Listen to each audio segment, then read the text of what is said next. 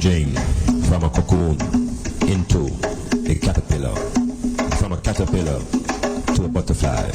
The metamorphosis is here, it's live. Metamorphosis.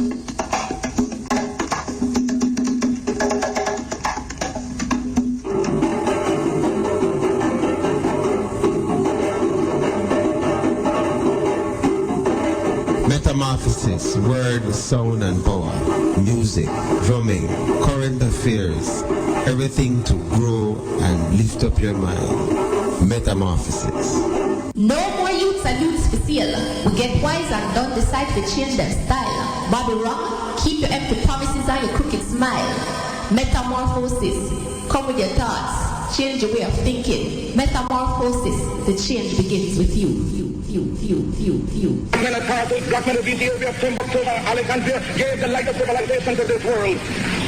Ethiopia shall stretch forth our hands unto God, and princes shall come out of Egypt. Guide I, it's the voice that sets me free. Guide I. Good evening, Iman Blak. Good evening. This is Pauline from St. Mary. Calling to big you up on your program. I am a disciple. I've been there since almost the inception. Guide I, it's the voice that sets me free. I just you me tune into because, me always even watch some other tell life and stuff, and that's a see for later. I have to really listen to you first, you know what I mean? How ma one One machikum bakhna, Africa da fa bakhna, kida fanya, kida fa rafet, one machiki bunjul, kida fa bunjul, one yande kesawai, kida fa bunjul, one machiki bunjul, kida fa bunjul, dafnin rafet yom wentamenda ingama, dafnin rafet yom wentamenda ingara, dafnin rafet yom wentamenda ingara. Did you know that's a richer Africa? Did you know? That's a richer Africa, did you know? Said the whole world love it, did you know? Said the whole world love it. Be proud of your culture, be proud of that what you got.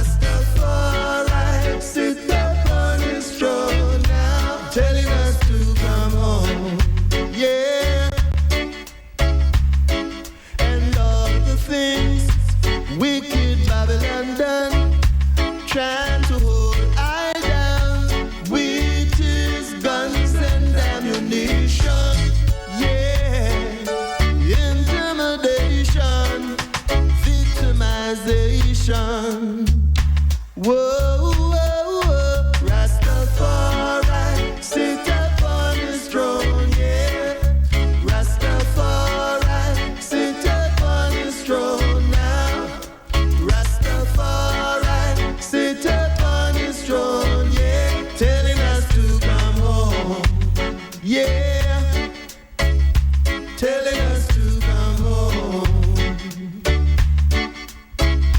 Fire operates, burn down Babylon.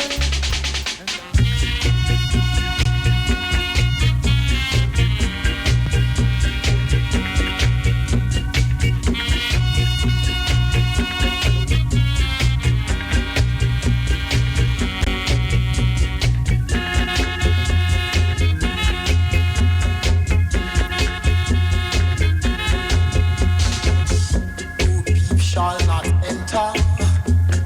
These are la la. We walk on a tree, monster. Sipping from the cup of peace. Chant down a Babylon. Chant down Babylon. Chant down a Babylon. Chant down Babylon.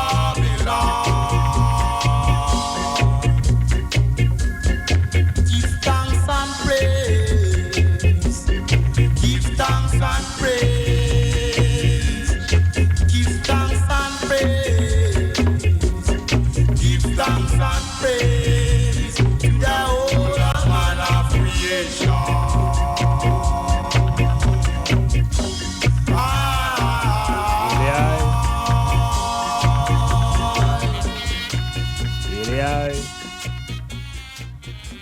Really,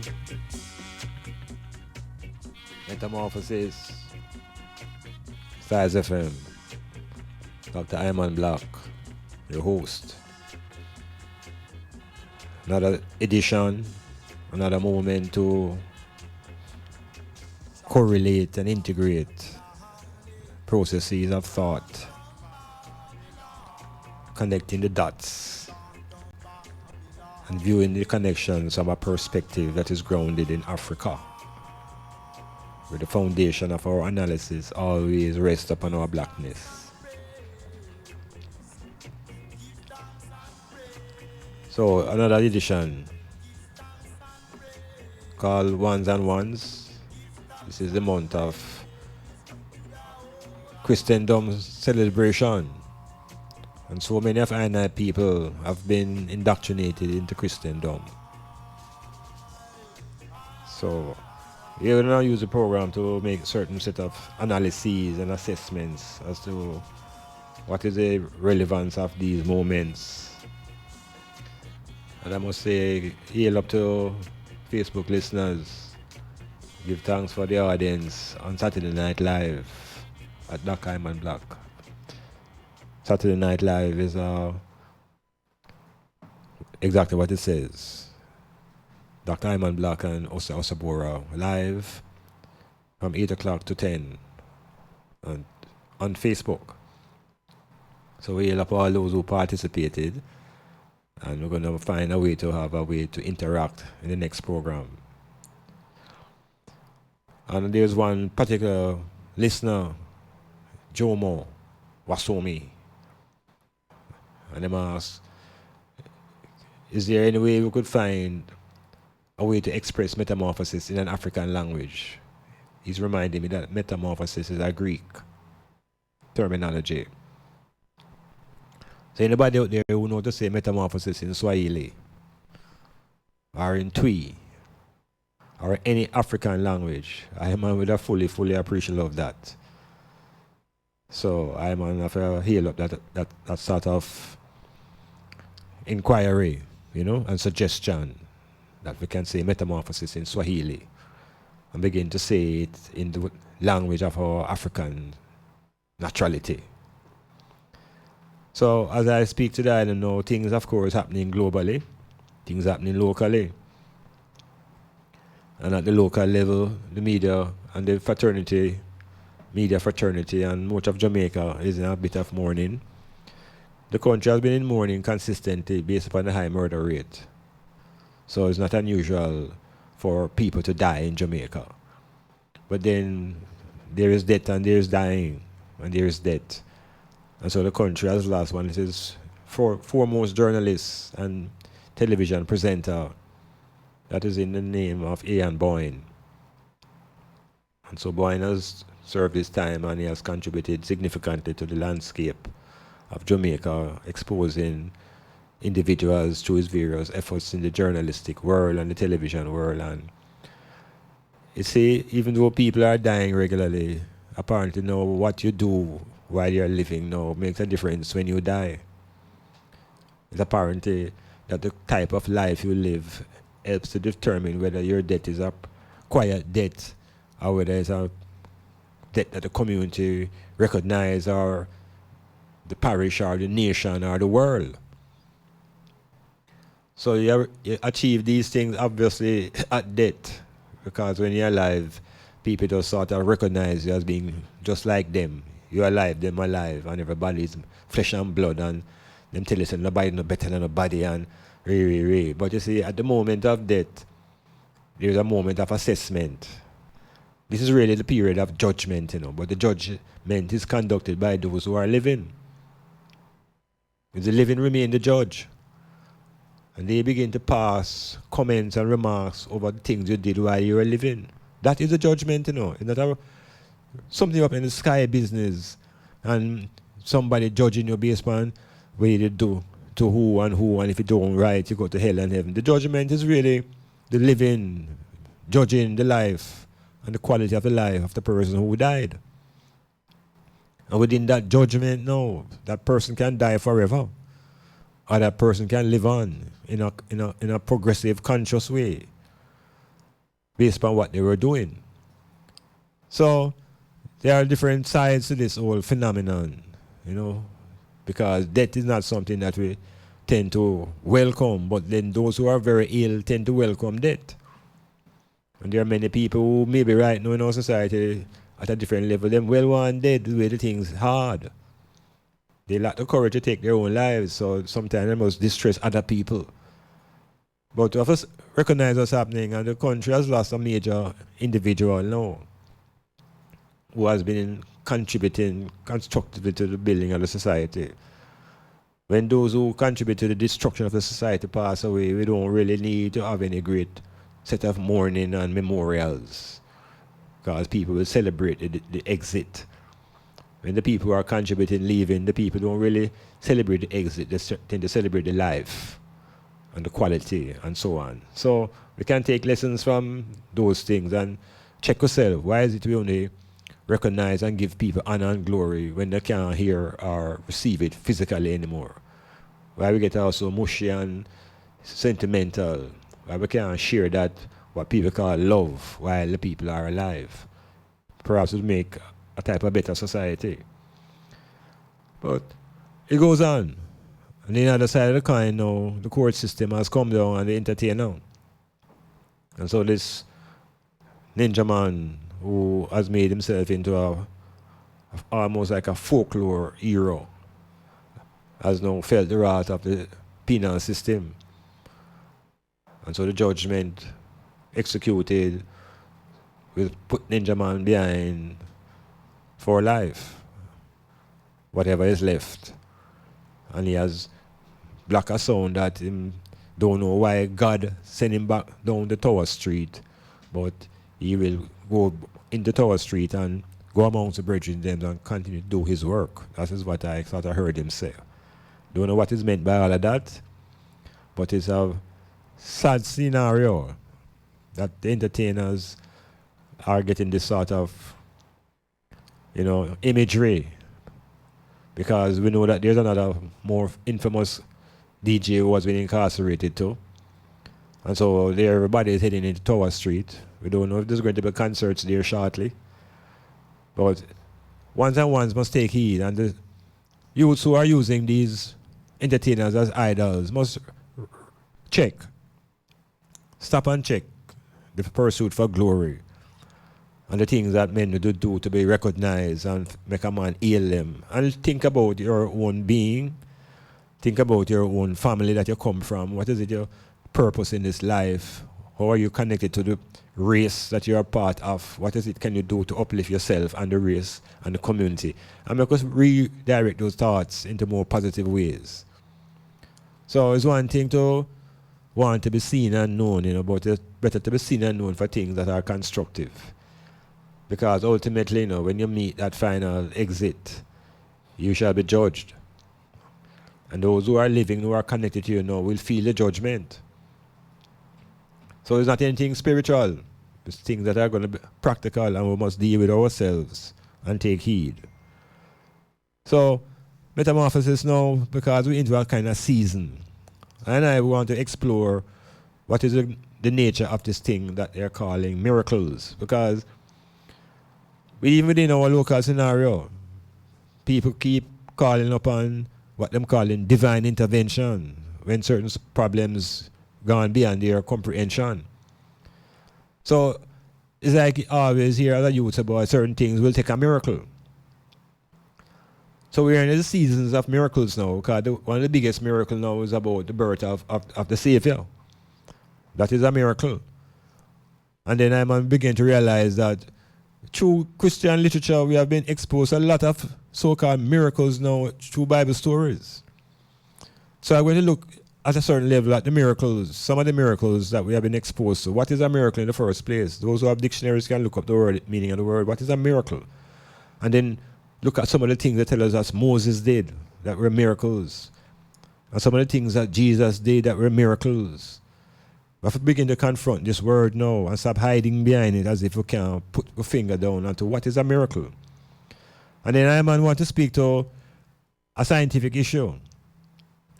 And it also engages some scripture. And it has to do with how we view the cosmos. How we construct what is called our cosmology. How we see the cosmos in our meditation. And we have been given a certain view through school and education and otherwise, a way how to view the cosmos, a way how to view the universe.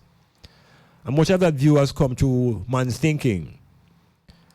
Now, the Bible has a verse that tells you about Joshua, and that Joshua commanded the sun to stand still. Now, is that a miracle? Well, we want to check it out scientifically. So Metamorphosis is going to engage in a little discourse on the cosmos and the importance of how it is constructed in your brain, how you visualize the cosmos. And the two basic ways to view it. And we're going to look at both of them. First of all, we're going to look at what we have been given. And we've been told that the sun is the center of the universe. We have been told that. And we have never really necessarily examined that because we're not told to push our brains into those spaces. And so we want to know that prior to even that theory, there was a different idea. That the sun was not the center, but that the earth was. So we're going to examine those two constructions of the cosmos, our cosmology. Is it sun-centered or is it earth-centered? And what was the ancients' perspective before it was changed by the Europeans? So we're going to examine that. The role of the Ptolemies in ancient Egypt and Nicolaus Copernicus in the 1500s. And see how these men have tampered with the essence of African thought. And how I and I have been thrown off balance because we have been put into a universe that have us off center. So Metamorphosis, going scientific, and we're going, as usual, practical. And ultimately, we want to really look into what's going on globally and ask the question, is political power closely connected to bluffing? Is much of the political rhetoric bluffing? Who can take the bluff? Or is it really and truly those who have the power really are in a position to negotiate? I'm speaking about, at the moment, the United States seem willing now to negotiate with the North Koreans without preconditions. Is that the example that shows us that force only respects force? So forward, Metamorphosis. Planning a party, club night out, stage show, a gospel concert, or even a business sales event? Let Styles FM be a part of your promoting tool. Take advantage of our low-price promotion packages with commercials, interviews, giveaways, reviews, and much more. We have special offers when you mix and match and bundle your options. Contact us at 876-286-9216 or 439-5160. Styles FM for the most effective way to exploit your marketing dollars. Access representing Suncover Foundation featuring Think Tough presenter day and night event called Boxing Day Invasion, Tuesday 26th of December 2017 at Mount Pleasant Alliance School, Portland. Music by Kilimanjaro, DJ Mookie and surprise DJ. Come out and check out our free kids zone. Wally per game and prizes to be won. Bingo and domino competition. Admission $199, day event free. NS special all night. Bus leaving water at 10 a.m. Access to the Kush Light. DIB Block Factory and Hardware presents their massive paint sale happening right now at all 3 locations. Up to 25% off some paints. Paints as low as $1,165. Can you believe it? In this time, DIB massive paint sale is on at all 3 locations. 7 Thompson Avenue, Buff Bay, Main Street, St. Margaret's Bay, and 44 William Street, Port Antonio. DIB massive paint sale. Come now on until December 31. The big paint sale. Your foundation starts with us. DIB Block Factory and Hardware. DIB Hardware will be opened every Sunday until Christmas from 9 a.m. to 4 p.m. at the Port Antonio branch only. Christmas get you in a good. Join in the holiday magic at Great Touch Resort in Boston Bay on Christmas Day. Live in a jam down. Includes dinner and rhythm bank, Portland's reggae and jazz talents, and on New Year's Eve, sip champagne atop Africana House, Port's newest vacation retreat, where spellbinding views of the Caribbean form a pristine backdrop for a melange of art, nature, and entertainment by famed DJ Sheppy and Queen Zion. Reserve today at 993-8888 or email events@greathuts.com. It is worth the drive to Porty. Great Huts, paradise on the edge. Remember Styles FM on social media. View us on YouTube, Styles FM Radio. Follow us on Instagram at Styles FM. Like us on Twitter at Styles FM 961. Become a fan on Facebook, Styles FM 96.1. Are you thinking of a place, extraordinary place where you can get a wide variety of Jamaican cuisine, scrumptious local dishes, and at the most affordable price? Zilla's Kitchen has the widest menu to suit your appetite and lifestyle. We're located at Bridge Street, Port Antonio. Place your order for pickup or delivery service. Call us at 453-6030. That's 453-6030. Zilla's Kitchen, the restaurant of choice. We never close. We never close.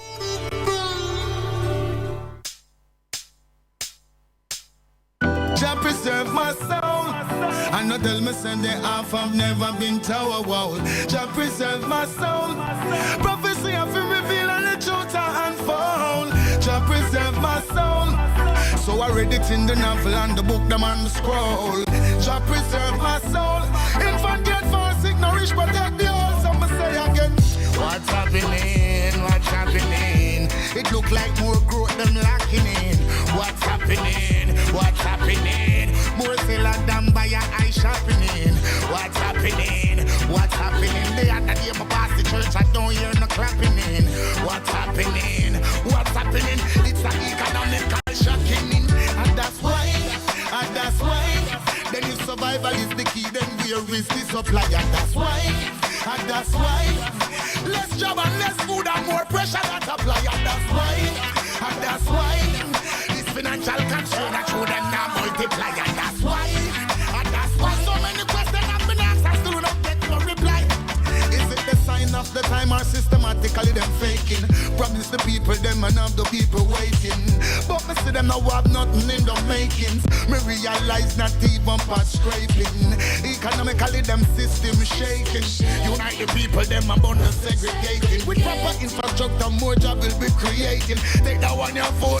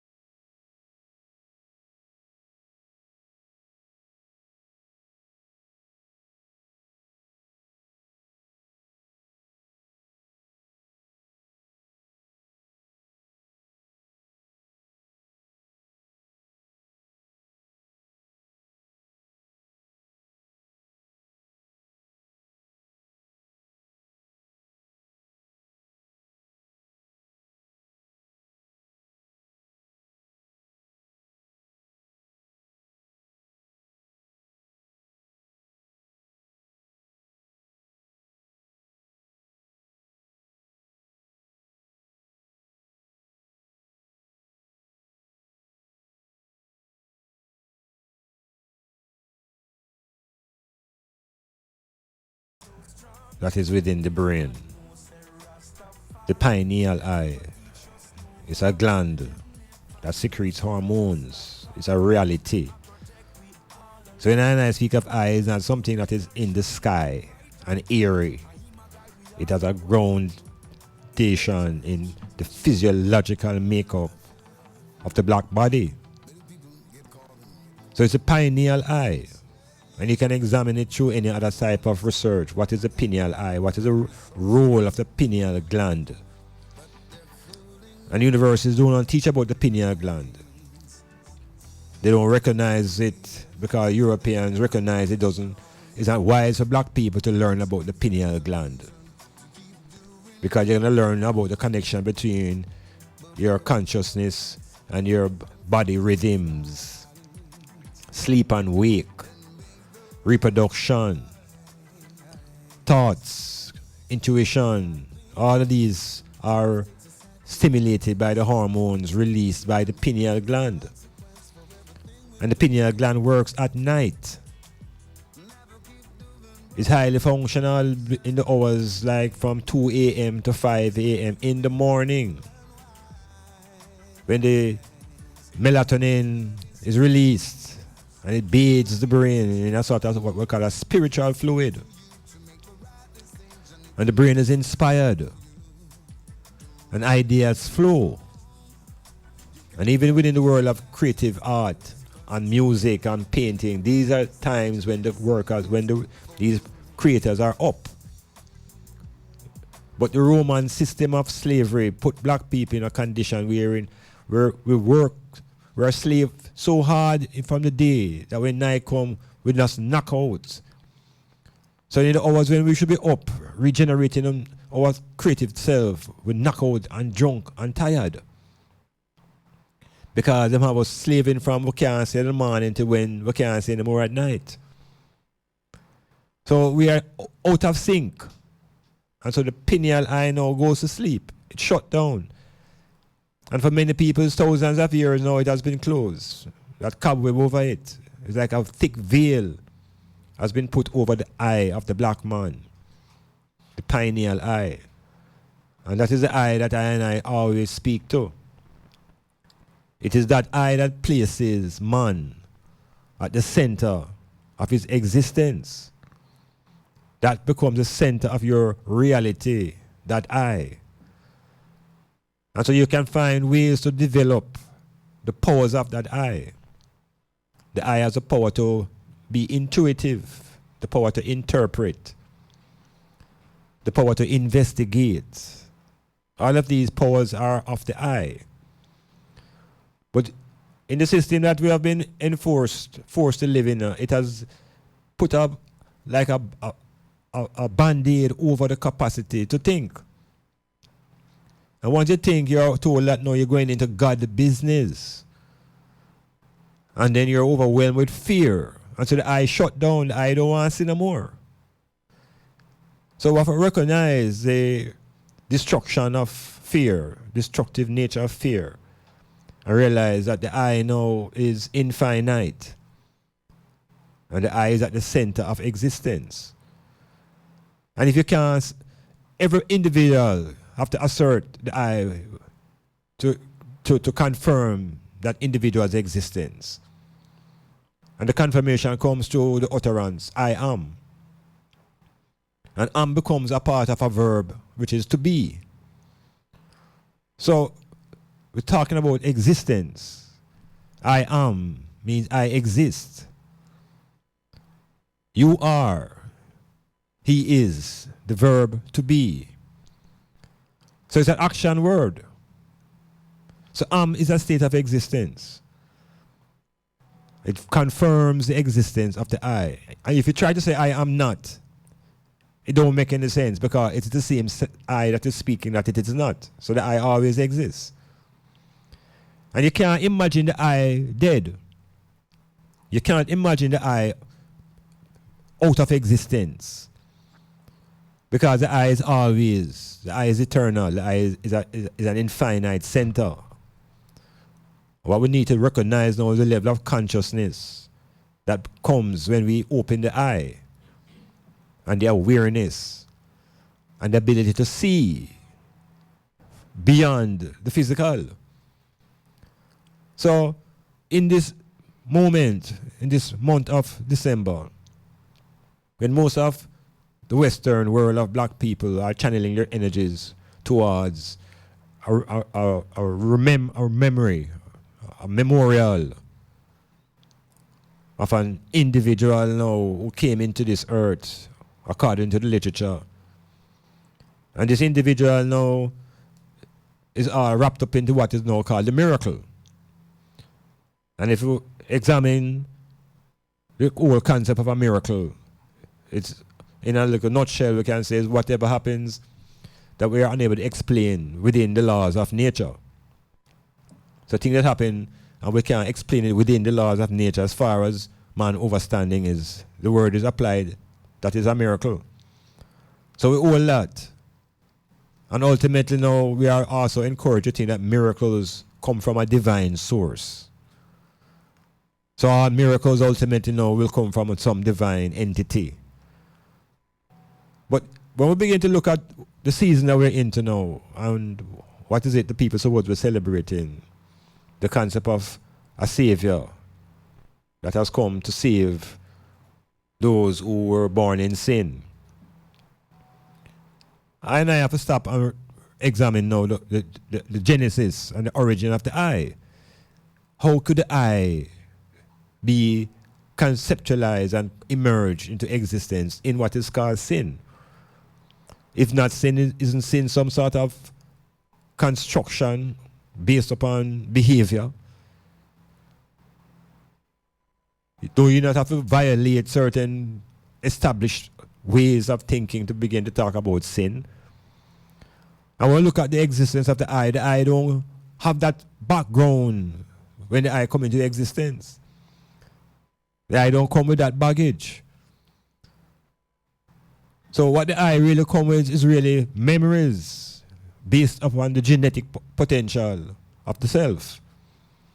So if we see ourselves now more scientific, if we see ourselves as some scientific entities, forces, thinking forces that recognize electricity and magnetism and fire and water and air and all the natural forces, and see ourselves, because this December story ties a lot of us up into some identities that are enslaving.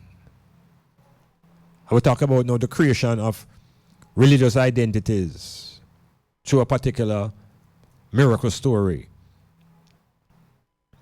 So we're going to examine this concept of a miracle. Is it something that is scientifically explainable? Is it outside of nature? Or is it just beyond man's explanation? And when man can explain it, it is no longer a miracle. Because the African construct now, as it relates to birth, knows no other way of birth except male and female coming together and egg and sperm uniting. And I have no other conception of how that can happen. But in this month of December, we are forced to celebrate a child who we are told came into this world without such a union. And in order for us to accept it now, them tell us it's a miracle. So is it that we must defy our common sense or what we know historically and biologically and scientifically as a way to accept mythology?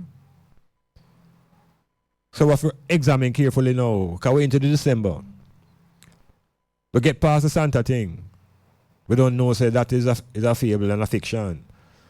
But we're still embraced in the concept of the Savior. And what black people need to know now, do we still need a Savior? And who did the Savior come to save? Because when we look into again the Christmas story, we are introduce groups of people by their religious identities, Jews and Gentiles and these type of terminologies. We don't know whether they are Africans or Asians. We don't know them racial identity. We are given these religious identities. So we get caught up now in a way where we are being identified through religion. So many people now are Christians and many people are Muslims through religion. And those who are Christians worship their Savior, and those who are Muslims respect their prophet. And ultimately, both of these characters have a miracle in their existence. So we are examining now, is it really a practical event that a child was born in a manger in December, and that child was conceived by an angel, and that angel in that conception with that mother brought forth the Son of God? Because a serious ritual and a rigmarole God have to go through to bring a son. Whole heap of things him have to violate to bring a son. And even so, the issue is now, this Son of God now has become a dominant theme in the advancement of European civilization. And when the Europeans invaded Africa, they brought with them guns and ammunition, and they brought with them not just the Bible, but they brought with them the Son of God. And this is the alien ideology now that comes into Africa, because Africans always knew about God. And we always knew about goddesses and gods, but we never knew about no Son of God. And this is a piece of the chip now that is in our brain. That rather than worshipping God, the Almighty, we are forced to worship a Son of God, and told that we can't reach God now unless we go through the Son of God. It's a serious thing the man them outline on us, you know. That people don't even pray to God anymore, them praying to the Son, telling you that the Son and the God is one. But you can't get to the God unless you go through the Son. It's a conspiracy. It's a control mechanism. And so we have to wake up now ourselves at these times of the year when we're locked into the Son of God ideology. And the Son of God is what rules African homes, the Christian homes. And the Son of God looks exactly like the enslaver. So the psychological barriers and boundaries remain in the mind of the Africans. So this Son of God thing, I might want to explore it, because in this December moment, all focus of black people who are Christians are focused on the Son of God. And the Son of God come through what them call a miracle. And the miracle is inspired by divine forces. So ultimately now, the first miracle is really supposed to be the birth. And then we want to talk about the transfiguration, wherein the Father was going to work a miracle on the Son. Yeah, the Father will work on himself. God will commit to work a miracle upon himself. We have got through it because it's out a long time. 2,000 years of rhetoric. And we need to examine it consciously, using the power of the eye as a tool of analysis. Metamorphosis. I pray thee, why do thee then rage and the people imagine of such vain things? Vast kings of the earth that set themselves on the ruler's state council together against the Lord God, the Rastafari, and against his anointed, saying, now come let us break their bands of sunder and cast away the cards from us. The holy that seated in his heaven shall laugh. The Lord God, the Rastafari, shall have them in his region. But then shall he speak unto them in his wrath and vex them in his soul displeasure. For yet if I set thy kings upon the holy mountains of Zion, I will now declare the decree. The Lord God, the Rastafari accident why and I. Cause the what thy sons this day I begotten thee. No ask of fine I shall give thee deed and father an inheritance. And the uttermost part of the earth for their possession. Jah shall break them with a rod of iron. Jah shall dash them in pieces like a pot of vessels, I would say. So be wise, dear, for we kings be struck to thee fast judges of the earth. Serve the Lord God to Rastafari with fear, rejoice, with tremble. Kiss I and I the son unless he be younger. But perish from his ways, God. When his wrath is kindled but the liquor. Tell ya. And so blessed be all. Blessed be everyone, as I would say. And blessed be all they that put their trust in the true and living God, to Rastafari. That this man shall be like the holy mountains of Zion that cannot be removed but abided forever. Cause so the mountains round about Jerusalem. And so the Lord our God, to Rastafari, is round about his people, as I would say. The light of the wicked shall not rest upon this righteous, unless this individual righteous put forth his hands and do iniquity. So do good, O Lord God, to Rastafari, and to them that are good, and unto those that are upright in their hearts. Cause such as when us turn into his crooked way, you don't say. The Lord God, to Rastafari, shall not turn his back to give the count to the right of his people.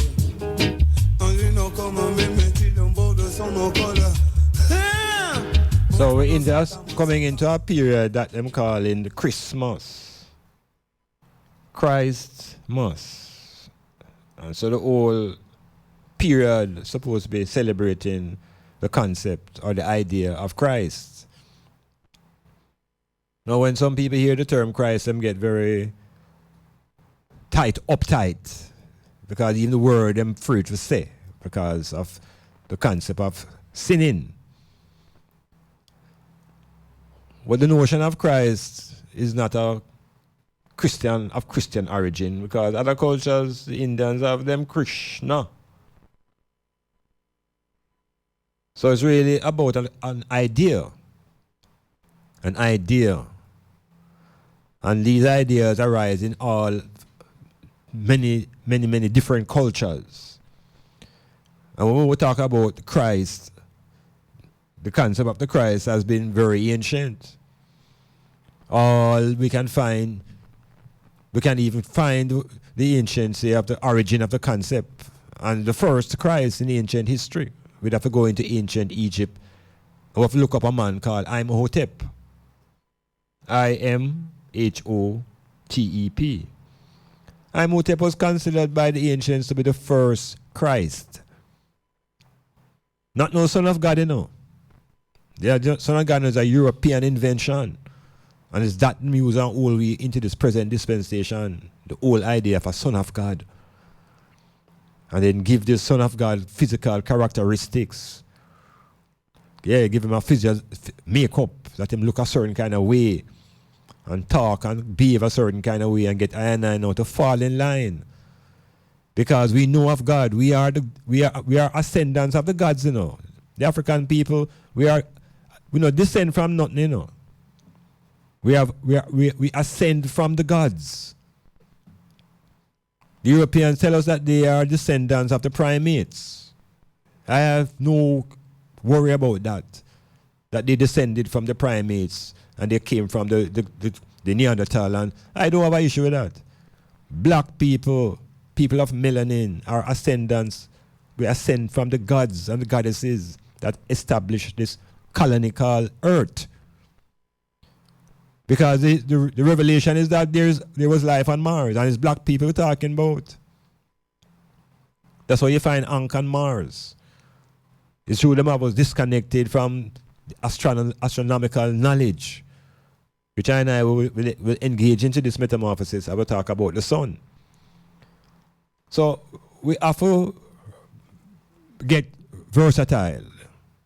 When we engage our minds and our brains in these ideas that we have been holding on for the last 2,000 years. that at the end of it now, when the season is over, people are financially poorer. So this Son of God concept, we have to revisit it. Because if we embrace God, we don't need a son. And as African people, we have such respect for the woman where is the daughter of God. So again, it comes down to which God we're speaking about. Which God? So even the idea of one God now becomes questionable because suddenly we see that there are different gods.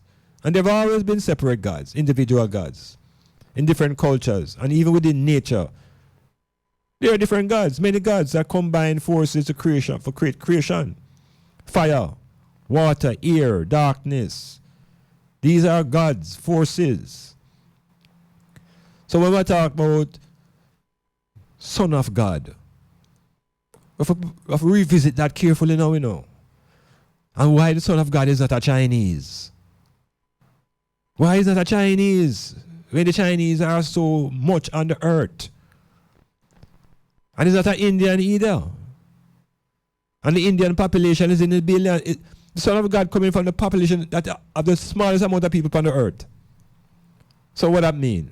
They might show us that they are representation of God, the minority population of white people. Them calling themselves the children of God. You see it? So we have to know what we are doing when we're celebrating the Son of God. And realize that as African people, we always had respect for the gods of our society. And there was no time necessarily when everybody, another matter of fact, prior to Akhenaten, there was no one God concept that ruled any society. It was about males and females as deities. And that's what made the society more harmonious.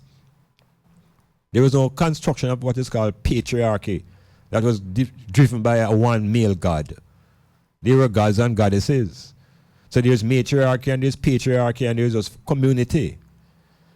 And the woman still remains central within the cosmology of the African family system. So here we are now in December.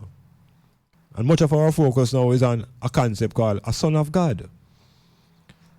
And we get these images now from a book and some stories written allegedly by 4 men. And so we have to stop, man, and check even the men who did these writings. Who are these guys? Where them stay and hear these conversations? And we are overwhelmed by these miracles now of a man taking 4 bread and feeding 5,000 people. We have to check if that is a literal story or is that a figurative speech, something metaphorical. Because in the practical world, that don't happen. But then you get boggled now with a thing called miracle. You see it. And you yourself can't explain it. You have to just hold it. We have to check them things there now. Because times are get crucial. And this is the moment of the awakening. And we think fearlessly. We're not being irreverent. Because we're respecting the powers of nature. And understanding the God's forces that surround us. Darkness is a power. Because out of darkness come forth all things. Check it out. Metamorphosis. Are you thinking of a place, extraordinary place where you can get a wide variety of Jamaican cuisine, scrumptious local dishes, and at the most affordable price? Zilla's Kitchen has the widest menu to suit your appetite and lifestyle. We're located at Bridge Street, Port Antonio. Place your order for pickup or delivery service. Call us at 453-6030. That's 453-6030. Zilla's Kitchen, the restaurant of choice. We never close. We never close.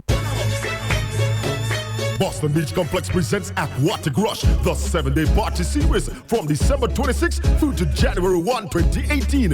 Every day's a beach party. Bring the entire family. Lots of fun, lots of excitement, lots of giveaways. DJ Flair, DJ Mookie, DJ Sheppy, DJ Shaka Fame, and so much more. Music by Les 5000, Amazon International, and different strokes. Don't you miss it. Aquatic Rush, the 2nd edition. 7 days of party on Boston Beach. You've got to reach. Why don't you cricket?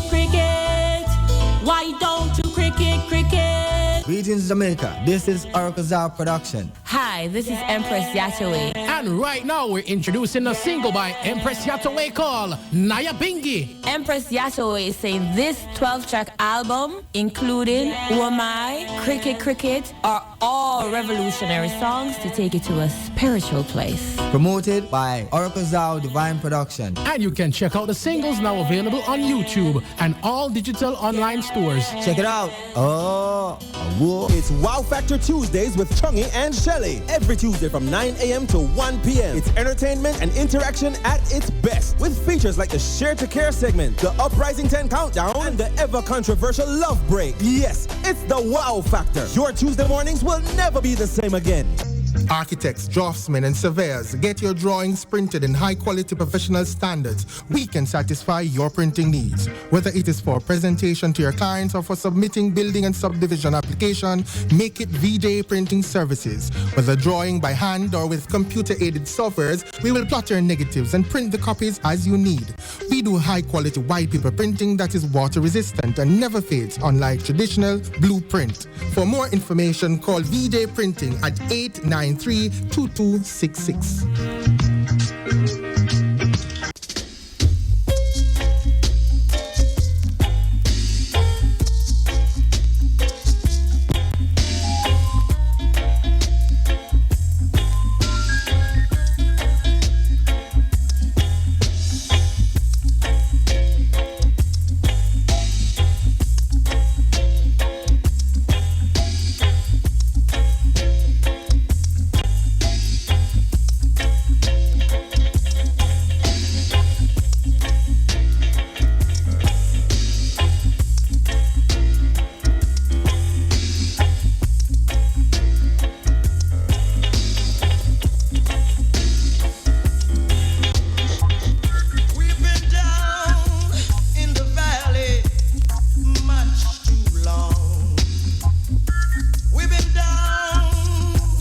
Metamorphosis, moving into I-word, sound and power, zeroing more closely into the concept of identity.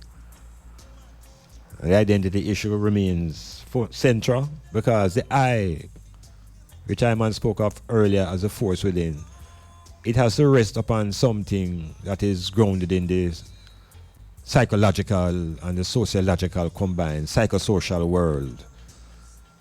Let us call that basis of that groundation, your identity,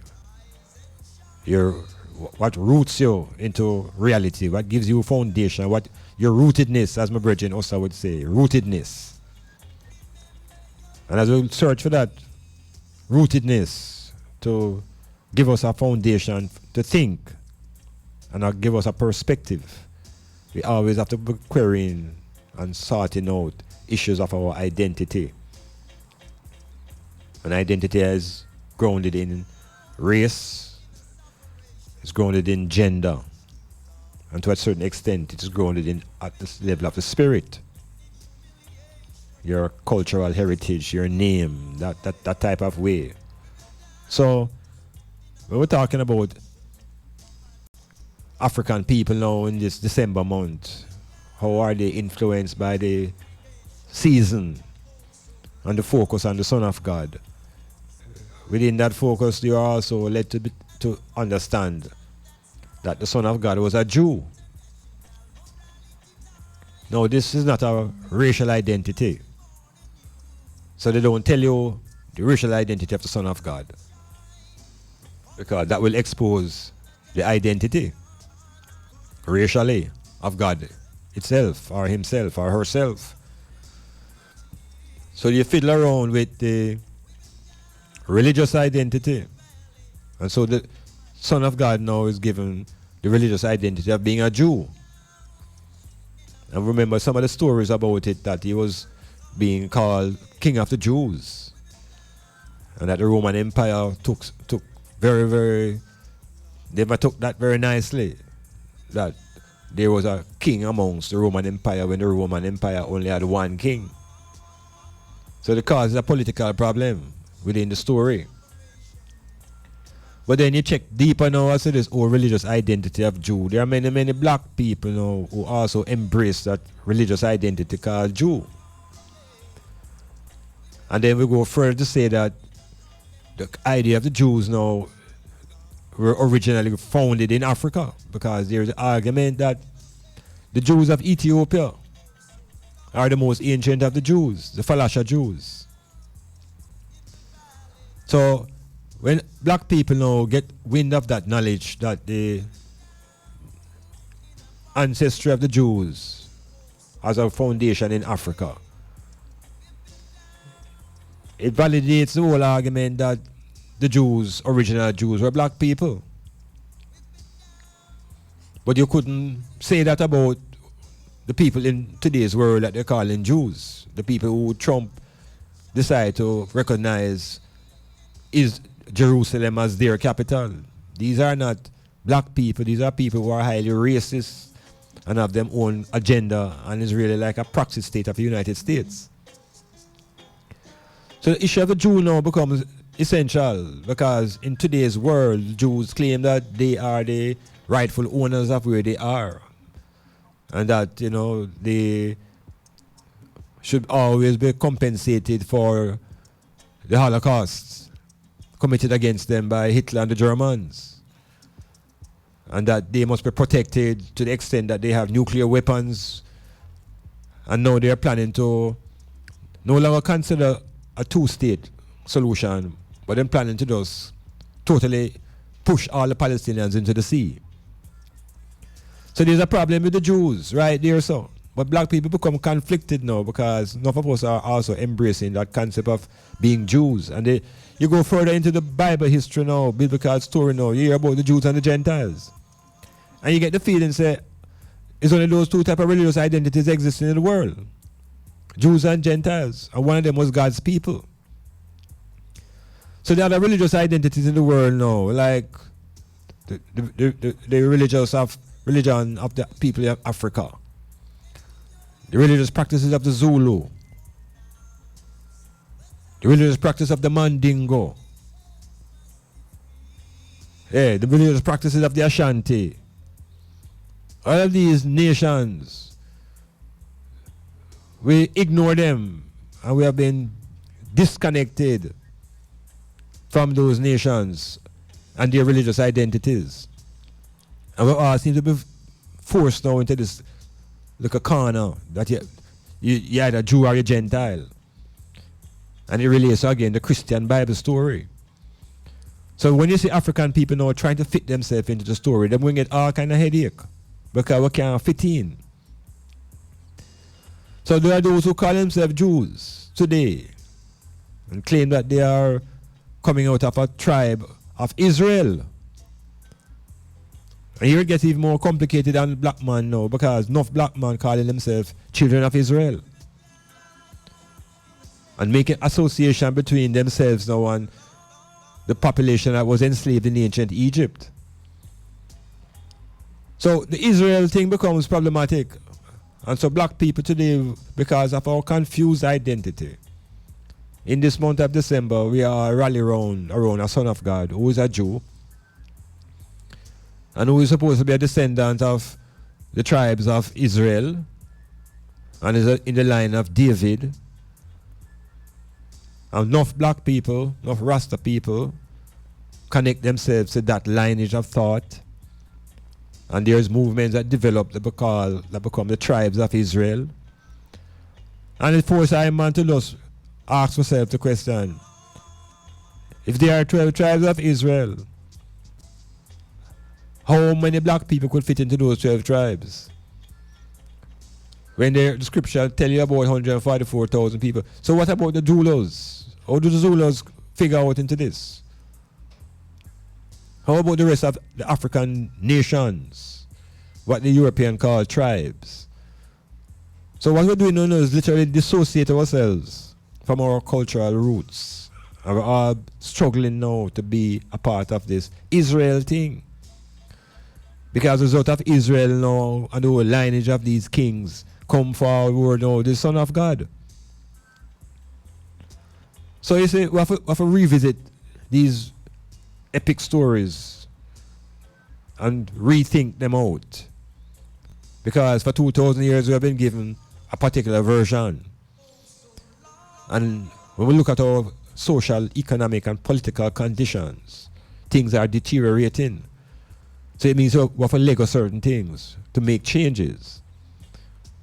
And one thing we have to Lego now is some of the stories that we've been holding on to. And trying to live our lives through these stories. So the children that we have, we keep programming them into the Christmas meditation. And everybody tells the children about the birth of Christ. And Christ is their savior. And this plantation owner gave all of the Africans under this meditation a Christian name. So we reproduce the meditation. And this Son of God now becomes the crutch, becomes the key to our salvation and our liberation and the foundation of our dependency psychologically. So how can we liberate ourselves as a people when we are psychologically dependent on a concept called a Son of God? Why are we not focused on the Almighty gods that exist? So we have to check ourselves in this December. We have to give the children a break. Yeah, we have to give them a break. We have to recognize that this is an economic system. This Christmas is an economic system. There's nothing spiritual about Christmas. It's religious because it's a routine and you practice certain rituals this time of the year. But as a race of people, we have to begin to think it out again. Think about our dependency and the concept of a savior. Think about worshiping the concept of a Son of God. And how is it that this Almighty God, his Son, comes to be murdered? So God sends his Son, knowing that he shall die. That's a very serious concoction. And know that even in that death, sin would still remain in the earth. So the whole thing is a literature. It's a drama. And when we think about shepherds tending to their flock at night, it doesn't happen in December. It's winter. So the story is out of context, historically. And then we hear bits and pieces put together by King James and his authors. And they will construct the story. And the story is of such a nature that the readers don't have any knowledge of what happens to the Son of God after he goes to Egypt. All we are told is that people got dreams. And the writer was able to see the dream in the head of Joseph. And we hear that the Son of God is taken away into Africa. Into Africa, into Egypt at age 12. Black man society. So that gives I and I the claim, sometimes the claim that the Son of God was black. But you see, we have to be careful of how much we internalize this story from day one. Because if the birth is not a reality, then everything that follows is a fantasy. So if the conception is not real, then all that follows the story is a fantasy. So we have to think it out carefully now, because the beginning now, are the key. If the beginning faulty, the rest of the thing fall down, And we are told now that this child came into the world without the copulation with a male who was the father, called Joseph, but happened through angelic forces, the one miracle. And then we hear that the Son of God escaped to Africa. You think say He may not go somewhere civilized according to all them teach you about Africa. But he went to the greatest point of culture, ancient Egypt. And they don't tell you anything more about the Son of God from him age 12 till him age 30. So nobody don't know what the youth was doing. Nobody don't know. No documentation, no record of 18 years of a young, healthy man's life, according to how them tell you so the man grow. So it's left open to speculation what him did with himself for 18 years. And you have to check Egyptian culture, that there are universities and there are schools, and a 12-year-old is supposed to be going to school. I don't think so it's in a backward jungle now, no. We're talking about the highest level of culture, biggest libraries. All the philosophers, the scientists, they are right there in ancient Egypt. That is where the pyramids were built. That's where the philosophy of one God was created. But they don't tell us anything about the Son of God for 18 years. We don't know anything about his relations, his emotional life, where they met in a picnic, where him do for 18 years.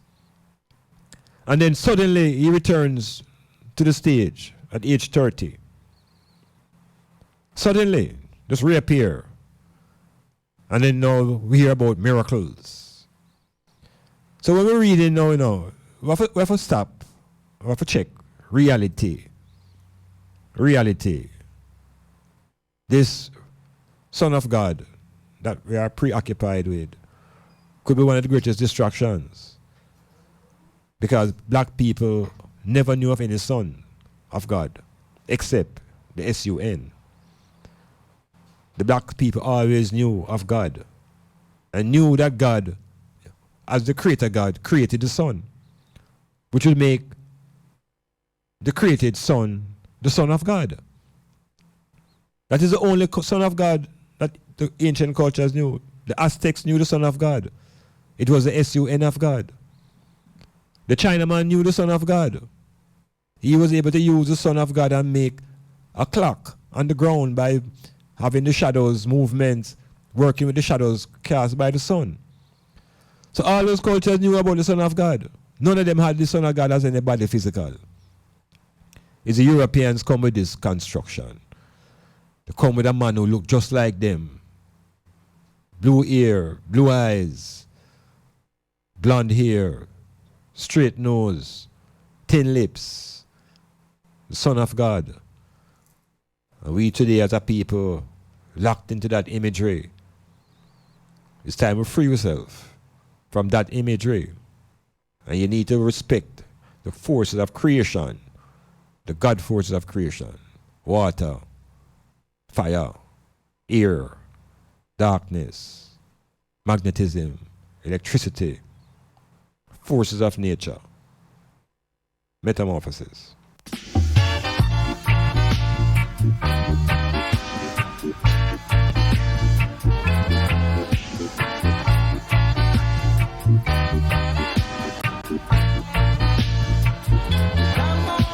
The dance rock, let me take you to the dance rock, rock. To the dance rock, let me take you to the dance rock, rock. Now it's party time. We gonna rock, drum and bass line. It's party time, yeah. Now get some pep in your waistline. There's a cool profile in the ghetto, where the music is mellow. The dancing you will never wanna stop. Just forward, just your rhythm from the top to the dance rock. Let me take you to the dance rock, rock. To the dance rock. Let me take you to the dance rock, rock. Now it's jollification time with good music for sea and sunshine. With a reggae rock boogie disco style. There was never so much. Yeah, there's a WhatsApp up 4531444, and I hear you, D. D say everything that happened to non-Christians or Christian persons, them cry out Jesus. Even if you do something for someone, them say thank you, Jesus. instead of telling you thanks. That is the person who do the favor for them. The people them do respect them and recognize them. Them say no them do it. Them say it's through the power of Jesus why them do it. But this is how much them disregard your own effort, you know. So we have given over to this concept all credit and praise for anything positive. And likewise, now when anything negative happen, we give all credit and due to the devil. So the I become irresponsible. So the I no longer respond for nothing where you do. For neither good nor evil. You just go through like a breeze blow paper. You lack rootedness. You lack groundation. Because you're not taking responsibility for actions. When they happen, it's Jesus cause it. And when it don't work for you, as Satan cause it. And your world revolves between Jesus and Satan, not between people. You're not relating to people anymore. So we have to see where we're going and see how the thing has influenced us to the point where we don't even respect each other as individual people. And I hear a woman in her, must about 105 years old on some program. She's saying that from she born, that's what she has been living for Jesus. And anything anybody do that is good is because Jesus make them do it. So people don't have no will of their own. It's the will of Jesus directing them. But when them do the wrong and mash it up, Jesus' will don't work. Somebody had a will and them thought they love Satan strong. So Satan's will stronger than Jesus' will. You know, I went to lie in my story, you know, it was just Virgin relate to me just Saturday night. It's about a story wherein a preacher man was going home, a person. And when him look across the road, him say, a man wrap up in a like in a little ball, well tight up and suffering under some wound. So it looked like a man injured. And when the person go over the road and check the man, guess who? The devil, you know. Seriously injured, you know, on the verge of death, you know. Yeah, man, and he must so the devil said to the person, he said, save me now, help, save me. Person say, boy, man, if me can do that, you know, because this and that, and devil said, but who you mean, man? If you not save me, your church I'm gonna mash up, you know. Him say, what you mean? Him say, if you ever go back to church and tell them, say, Satan dead, you know, say the people may run out. Because they have not move afraid of. So Jesus now have no more power over them. It's a story. Metamorphosis.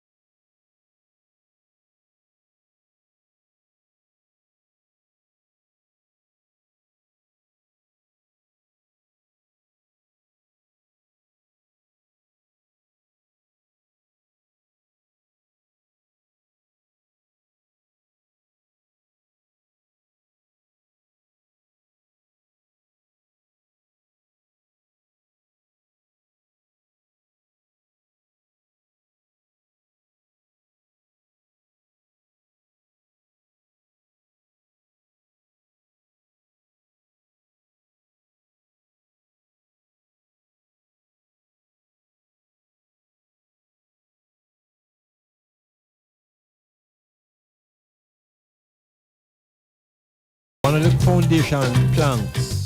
the foundation planks to your identity is your name.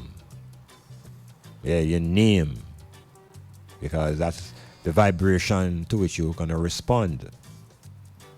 So naming, has always been a very, very important ritual within Black tradition, African tradition. Your naming. And the names don't just draw out a comic book and out of Hollywood. Names have to be considered deeply because these names are supposed to carry a meaning.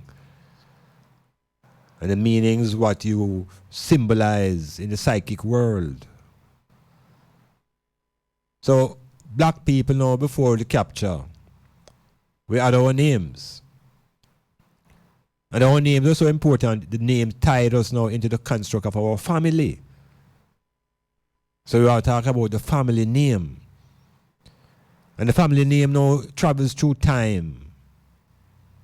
Historically, penetrates the dimension of time.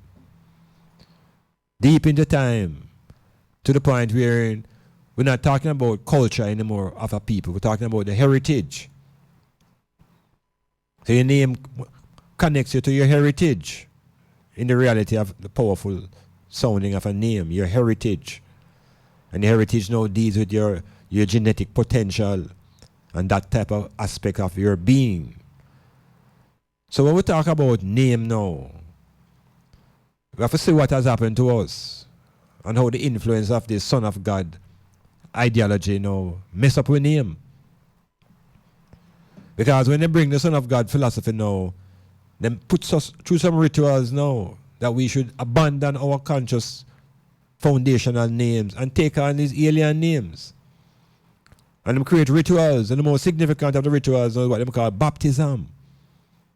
That is the brute now, That is the one that transforms us from our African selves into some European slaves.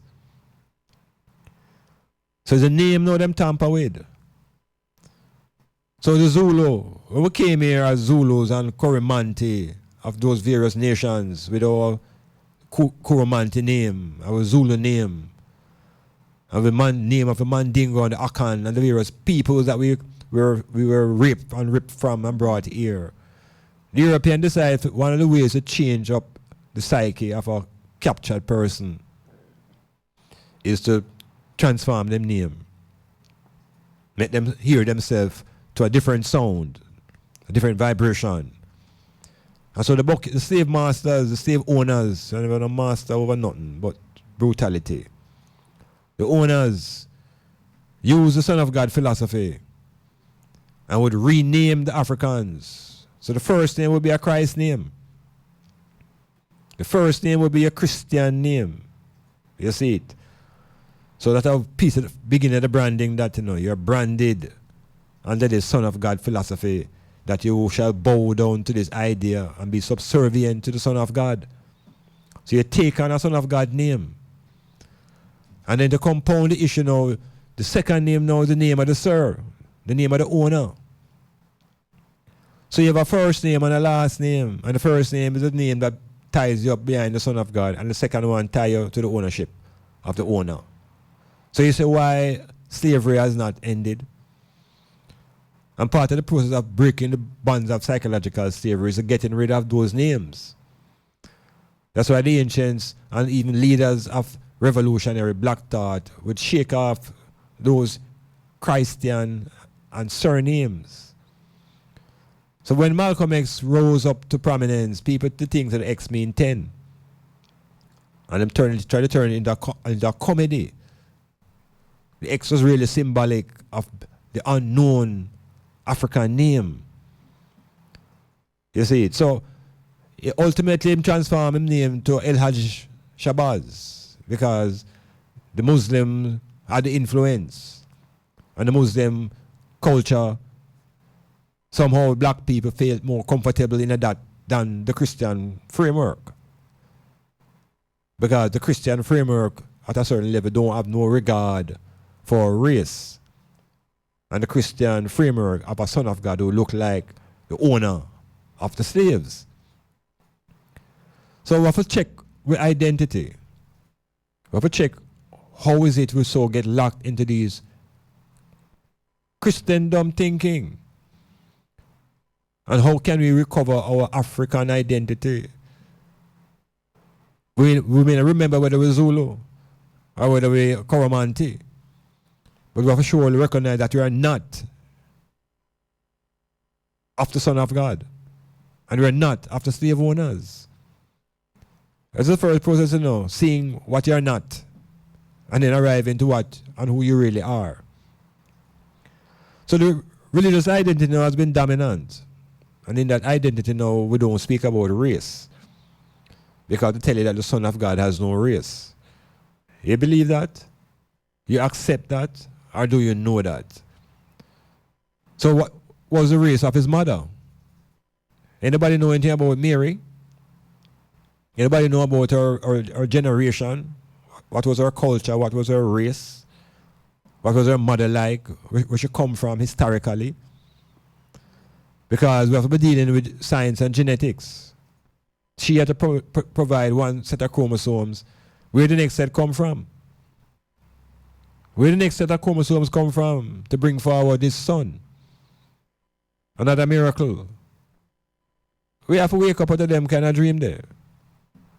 Wake up and face reality. And the reality is that the Almighty that Africans knew had no son. And if he had a son, he would have a daughter. Because the plane can't fly on one wing. Metamorphosis.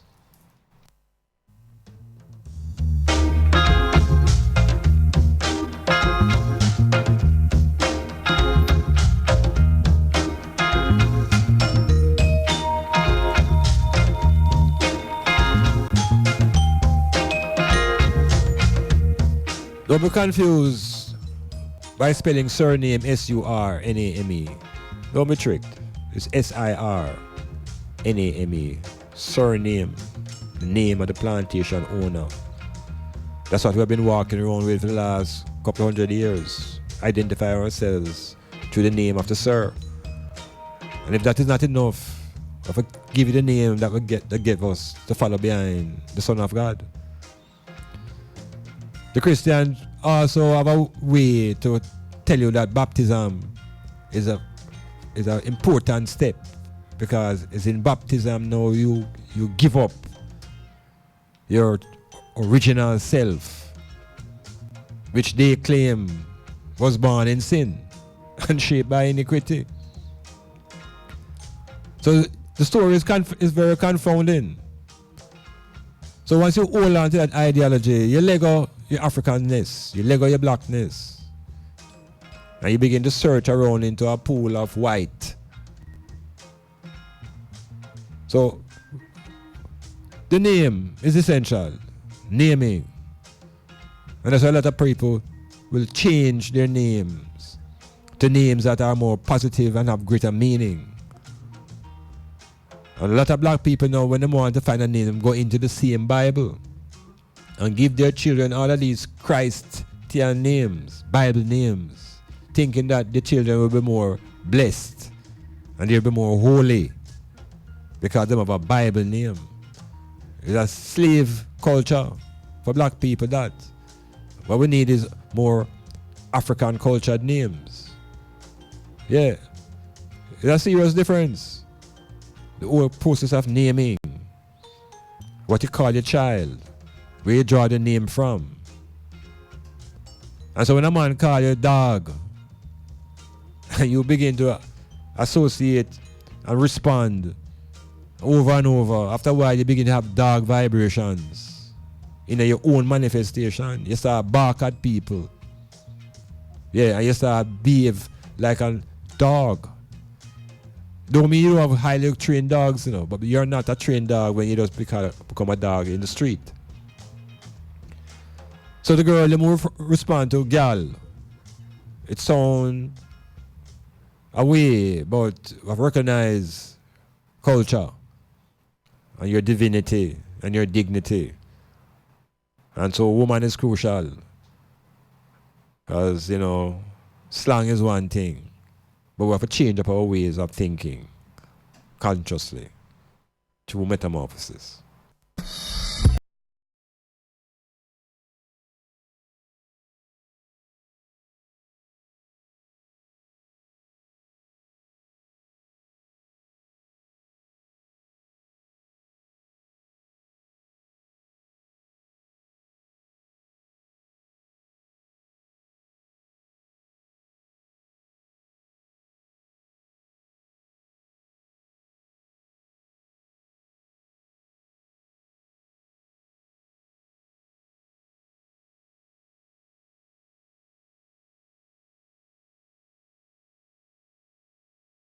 is up and Rosalie from Duckensfield in St. Thomas.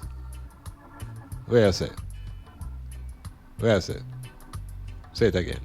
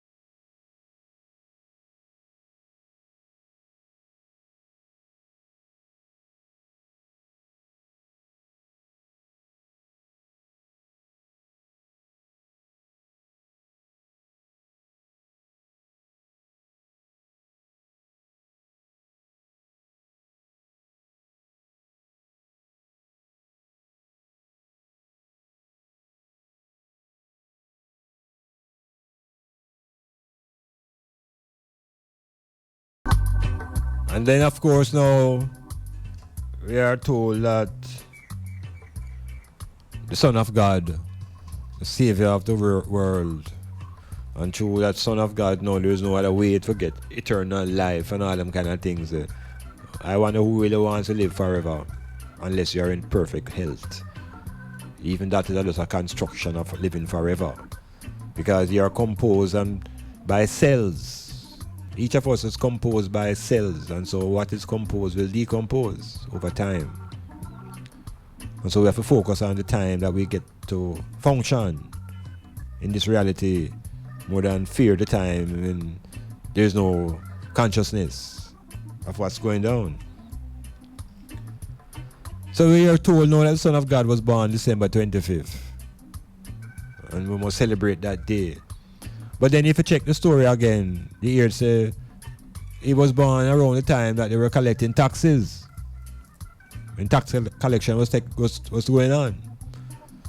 And the Romans would collect their taxes in the same way it is done today, sometime in April. So many people say it's a fiction to put the Son of God's birth in December, because again, there's no manger in the winter where a child can born. But if you believe in miracles, you will think that a child can born in the winter because your God can allow that to happen. But the historical records point to the spring. Yeah, tax collection time. So much has been written. And we have to understand that these stories have been constructed by authorities who have power to create literature, power to control the media, power to direct the narrative. So we're talking about salvation, and we want to be saved. In order to be saved from sins of some mythology that happened in a garden. And even when you follow that story now about the garden and the sins that were originally created, the flood was supposed to wipe out all those sinners. So, check the story. The Son of God come to save people from sin. The sin was originated in a garden by disobedient people. And at the same time, the same God of the garden story got angry, so angry, that him wipe out the whole of creation and leave 8 people. So everything that was of sin was wiped out because himself saved one just family. So how can sin reappear again? How does sin reappear again? That I have to send him son now to come save the rest of the people. That's a narrative that needs re-examination. We have to re-examine that story because we get it basically through Sunday school and through some man who them call preachers, who themselves not even so educated to the history of the text. But they have all of us confounded, and we're passing on the confounded condition to our children. So salvation comes when we have economic strength That's what we need as a people, and to be organized politically. That is bring the salvation. That's what Marcus Garvey was promoting. Black salvation through economic empowerment and educational upliftment. This other salvation that I have been taught to look forward is what them call spiritual salvation. And what is that? It only happens when you reach a stage of Ian Boyne, when you die. And what about your posterity? What about your children and the earth that we leave? We leave them in poverty? Is that the salvation that each individual is seeking? Or we want to create a salvation that can be beneficial to the community and the race in general? So salvation is not something that the individual can seek for themselves as an African person. Our salvation must be collective. Yeah, individually upon your own, you can always say you have a whole lot of money and you have a car and you live in a nice house. But that is it. You're limited because certain places you still can't move and there's still no respect for you because the African nation collectively is disrespected. And we're disrespected because we're spending all of our time following behind alien teachings, abandoning our divinity and our spirituality, and following behind a concept called Son of God. You have to watch it, because too long now we're behind the Son of God. And we want to deal with this direct power now. We don't want a telephone operator carrying a message to nobody else away. We don't want to dial up the Son of God, forget to talk to the Almighty. Them lines are jam up, you know, people try to reach the Almighty and can't reach him because of everybody have been going through the Son of God. Circuit cork. And before the Son of God construct, we used to go directly to the Almighty. Within our own meditation, the gods and goddesses that we had that would be able to give us a vibration. So this December thing, we have to come out of it. We have to come out of the illusion. And we have to awaken not only just ourselves as individuals, but we have to talk to the youth them. Make them know why this event was created and the negative side to this dependency and a salvation that comes through prayer. Not through work, and not through organizing economically and politically, but come through prayer. And prayer, as Garvey would say, just energies expended into the sky. Because there's no deity in the sky to respond to the vibrations of your thoughts. The entity dwells within. The power is the I. Metamorphosis.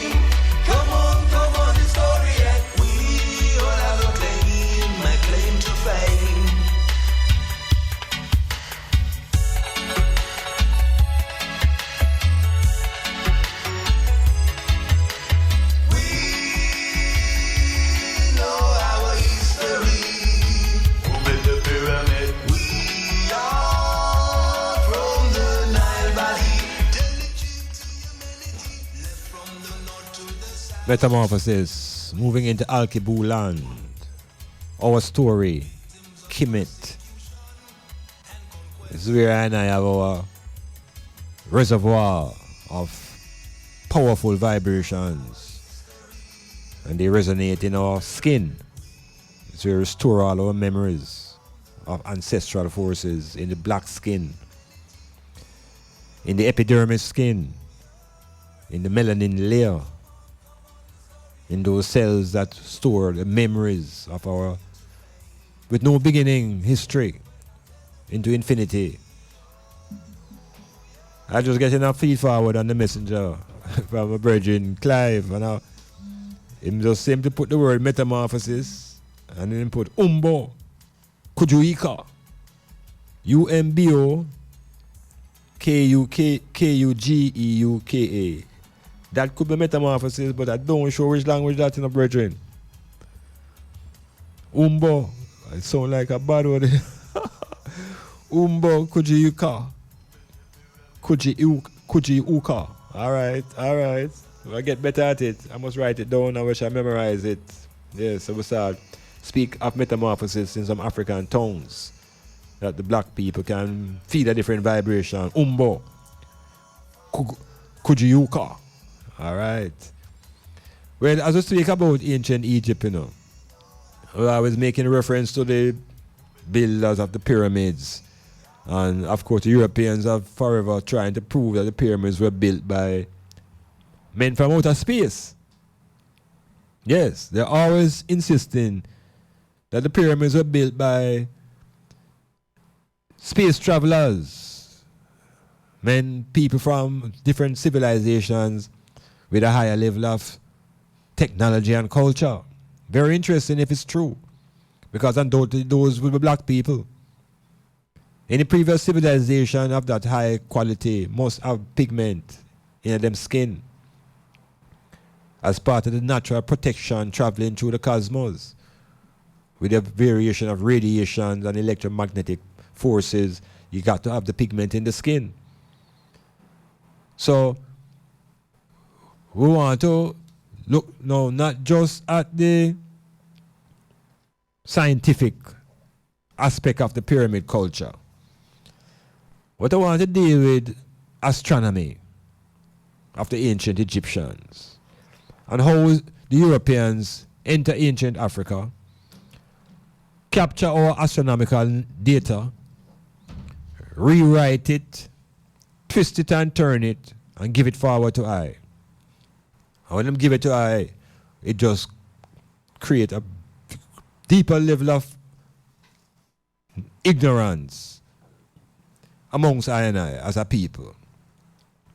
And it has to do now with the whole idea of how we view the cosmos, how we view the everything, how we view the universe. And nearly every individual use that word, universe. Yeah, nearly every individual have a feeling of what it means, universe, which is a bigger concept than the world. Yeah, the world was really speaks about the earth itself. But when you talk about the universe now, you're trying to speak about the things that you see at nights. Especially when the sun is gone and we have night, we see a whole heap of things out there.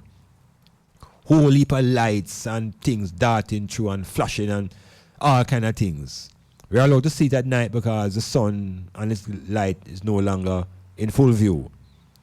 And so we see the magnificence and the infinity of the everything, the cosmos. People call it sun, moon, and star.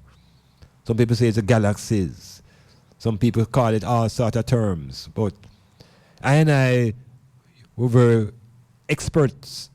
We're the very experts at those dimensions of space and time.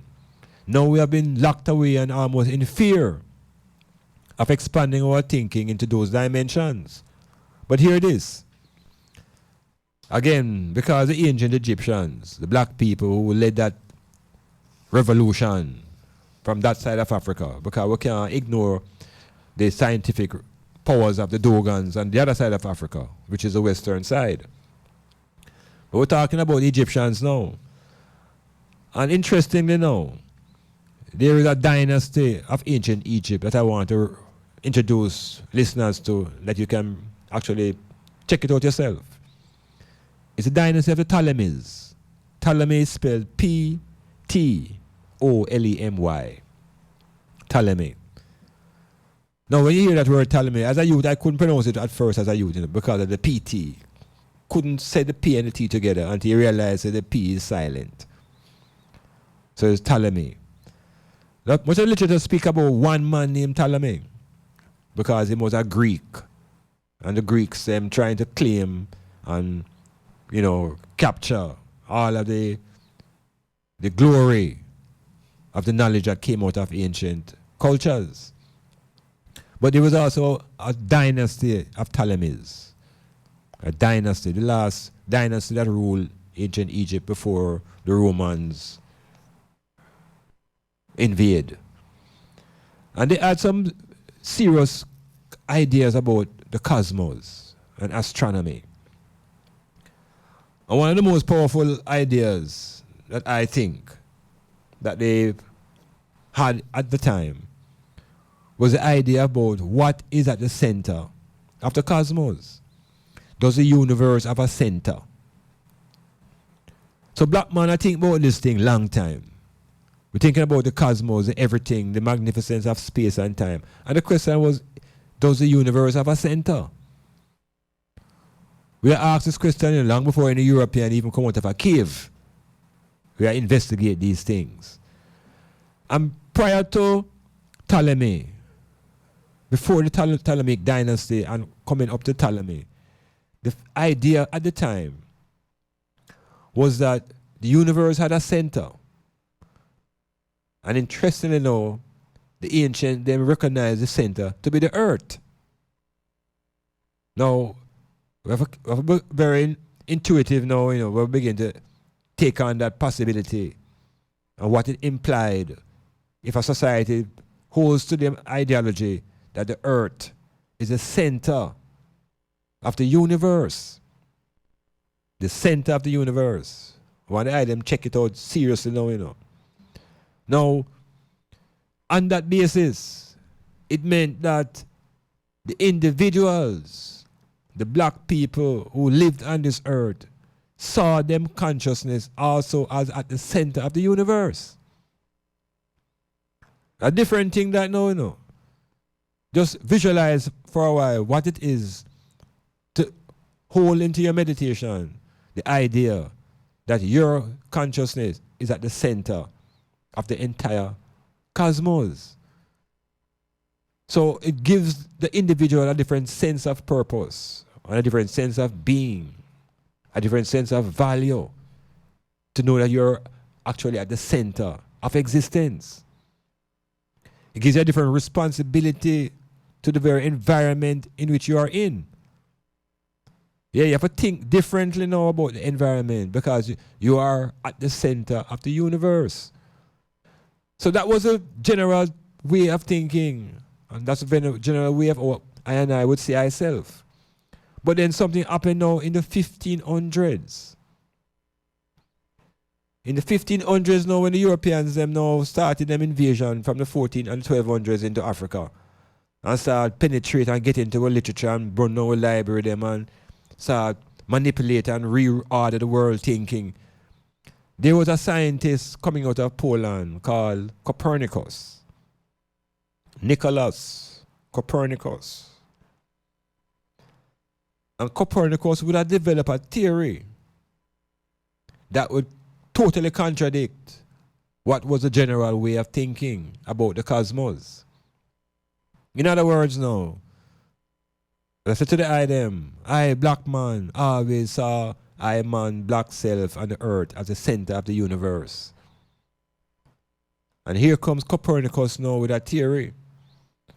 And his theory now tells the world that that is not true. The earth is not the center of the universe. Him tell him that the sun is the center. So there was a tremendous shift now in thought. Because this idea is false. The sun is the center of the solar system in which the earth finds itself. But it does not take away from the earth being the center of the universe. And I want to say it one more time and leave it at that. I always recognize the earth as the center of existence, which makes I a center of consciousness. Copernicus comes in 1500. And the Europeans rewrite that old philosophy and declares now that the sun is the center of the universe, no longer the earth. And so black man is no longer significant. And black thinking is no longer the center of consciousness. We were now reduced to a periphery. And that black people and the whole earth now is an insignificant dot flying through space and time. The fact that the sun is the center of the solar system does not detract from the concept of the earth being the center of the universe. And if black people now was to reconsider that proposal, we would perhaps recover some of the power that comes with a consciousness that recognizes itself as the center of the universe, the center of reality, the center of power, the center of wisdom. So, a shift in the astronomy and the teaching of astronomy have knocked black people out of the center of consciousness. And so the scientists now speak about the sun. And the sun is the center. But we're not going to lose track that the sun is the center of a particular solar system. But when we talk about the expanse of the universe, the infinity, the ancients recognize the earth, and the earth's original inhabitants saw themselves as beings resident at the center of the universe. So just adapt that consciousness and see the I as the center of reality, the center of power. No need for dependency on any alien ideas. Yes, the I is the center of the universe. The I is the center of consciousness. And the I is the center of reality. Metamorphosis. Do you have or are you seeking a place to rent, seeking employment or have a job vacancy? Are you selling a car or having a garage sale? Then come see us. Let Styles do the advertising for you and you'll be on your way in no time. Contact us at 876-286-9216 or 439-5160. Advertising Style. Advertise with Styles.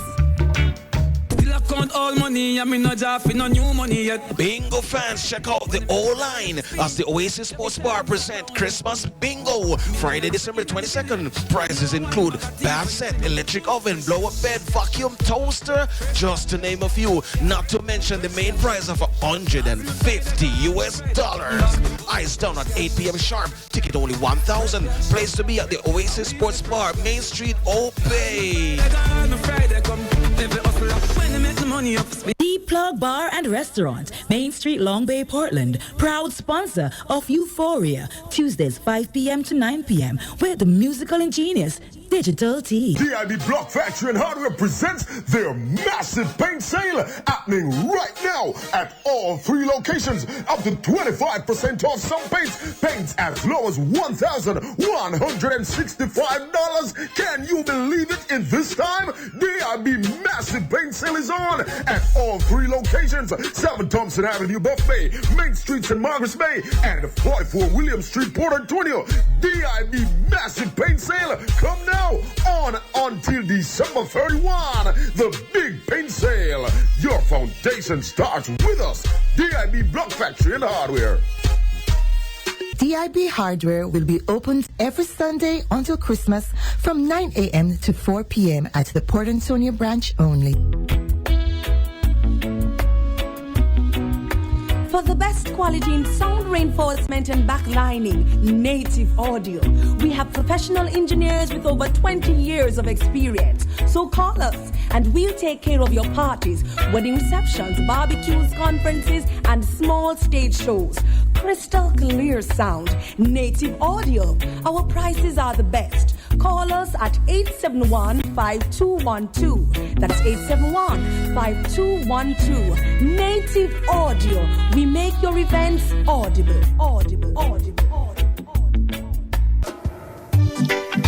Economic liberation is a duty I owe to posterity.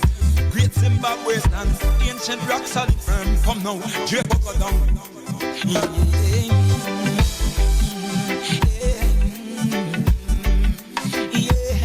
Great Zimbabwe walls, great Zimbabwe walls, great Zimbabwe walls, great Zimbabwe walls. When they saw Zimbabwe walls, they said it was the foundation. They said it was the Syrian.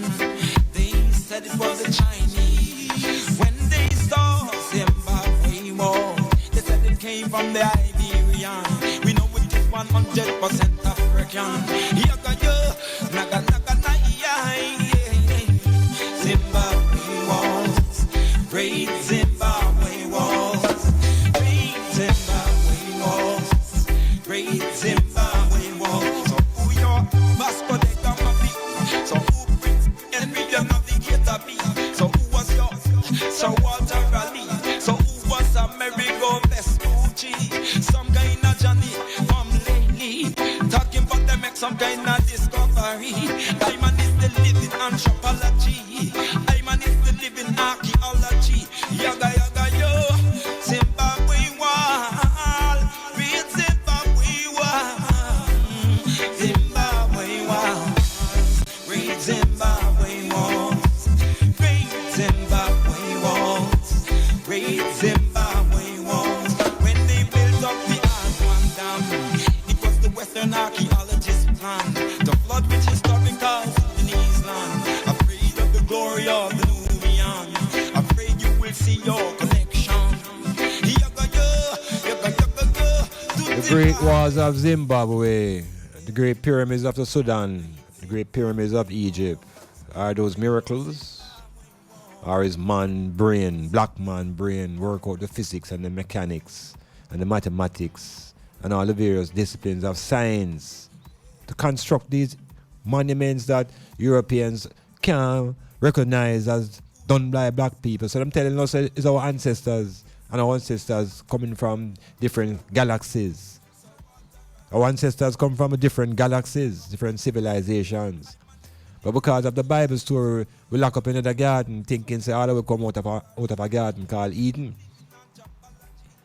So we can move beyond the Garden of Eden and realize that our ancestry can come from another solar system. The ancient Egyptians spoke about the Sirius system. And the Dogons spoke about the star, the invisible star, that is the company of the Sirius A, that is the Sirius B. So we have a genesis and an origin that is not really earth-bound. We're not really terrestrial beings. And we're afraid to think about that. But the Europeans spending all of them resources examining out there. So why is so much interest in figuring out where and who was on Mars, unless I and I was there? Because they weren't there for sure. They have their history coming from the primates. All of these white men now used to check in space. Is apes and the primates are their descendants, are their ancestors. So them don't know nothing about Mars and Jupiter and Cyrus and Orion. They don't know those things through experience. It's through the experience of black people that they're interrogating what's going on out there. So we have to begin to claim astronomy again. We have to begin to claim space. Yeah. Recognize Orion. Recognize the powers of the Egyptians and Cyrus and Osiris and our relationship astronomically, is not just yes alone. That's why here could be the center in the consciousness, because I know say the thing is infinite. And any system, any construct that you conceive of as infinite, every center of consciousness becomes a center. In other words, there's no fixed center within infinity. because of the borderlessness of infinity. So wherever there is a center of consciousness, that becomes the center of the infinite. So I said to them, no, we have been given this idea about the cosmos and the universe, and they call it heliocentric. The idea is called heliocentric, where the sun is recognized as the center of the universe. But I coming from a geocentric philosophy long before the man come up with this one. And the geocentric philosophy of the cosmos is not about the earth being stationary. That is not the issue. It's about the earth being at the center of the universe, which has some deeper implications. Now, religion, again, is the biggest influence on black people. Christian Bible, because that's what we're given to by the slave masters and by the preachers, and told that we must recite and memorize. And so there is within that book now a little drama that takes place in the Old Testament that involves the son and a man named Joshua. Now, if I remember right, Joshua was probably was supposed to be a brother of Moses. Joshua and Aaron. Them kind of, I try not even to know them too properly, but they're related. And then we hear said Joshua commanded the sun to stand still. Whoa. But when I hear that as a youth, it's like it just, I don't want to say blow my mind, but it make inside of my head ring. Yeah, that a man stopped the sun. And I always try to figure out what that really means, if it's something figurative, as I start learning about figurative speech, and then more I learn about something literal happen. And the Christendom teachers tell you, say, yeah man, it literally happened because through the power of God, why the sun could have stopped. No. As an ancient, coming from the world of science and technology and astronomy, there's no way the sun can stand still. People looking at me believe that the sun is stationary, Yeah. You might be under the impression that the sun is stationary, but revisit that idea. And when you think about stationary and think about motion, there is nothing in the universe that is stationary. There is nothing in the universe that is stationary. All things are in motion. The very atoms that make up matter are in motion. Nothing is stationary. And so the sun itself has an orbit. Yeah, the sun travels.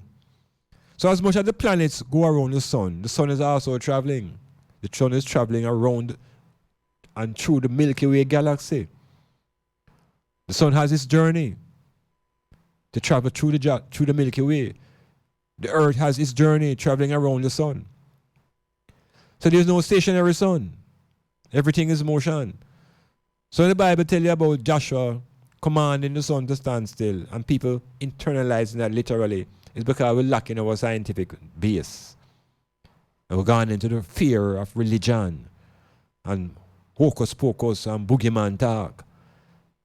The sun is not stationary. The moon is not stationary. All things in the universe are in motion because that's a part of the essence of life. Wherever there's motion, there's life. And so we even have different concepts of life beyond what they call flesh. Because the essence of life is consciousness and motion. And that is right through and through the multiverse or the cosmos, where we, as an eye, rest as a center. So each eye is at the center of creation. Metamorphosis.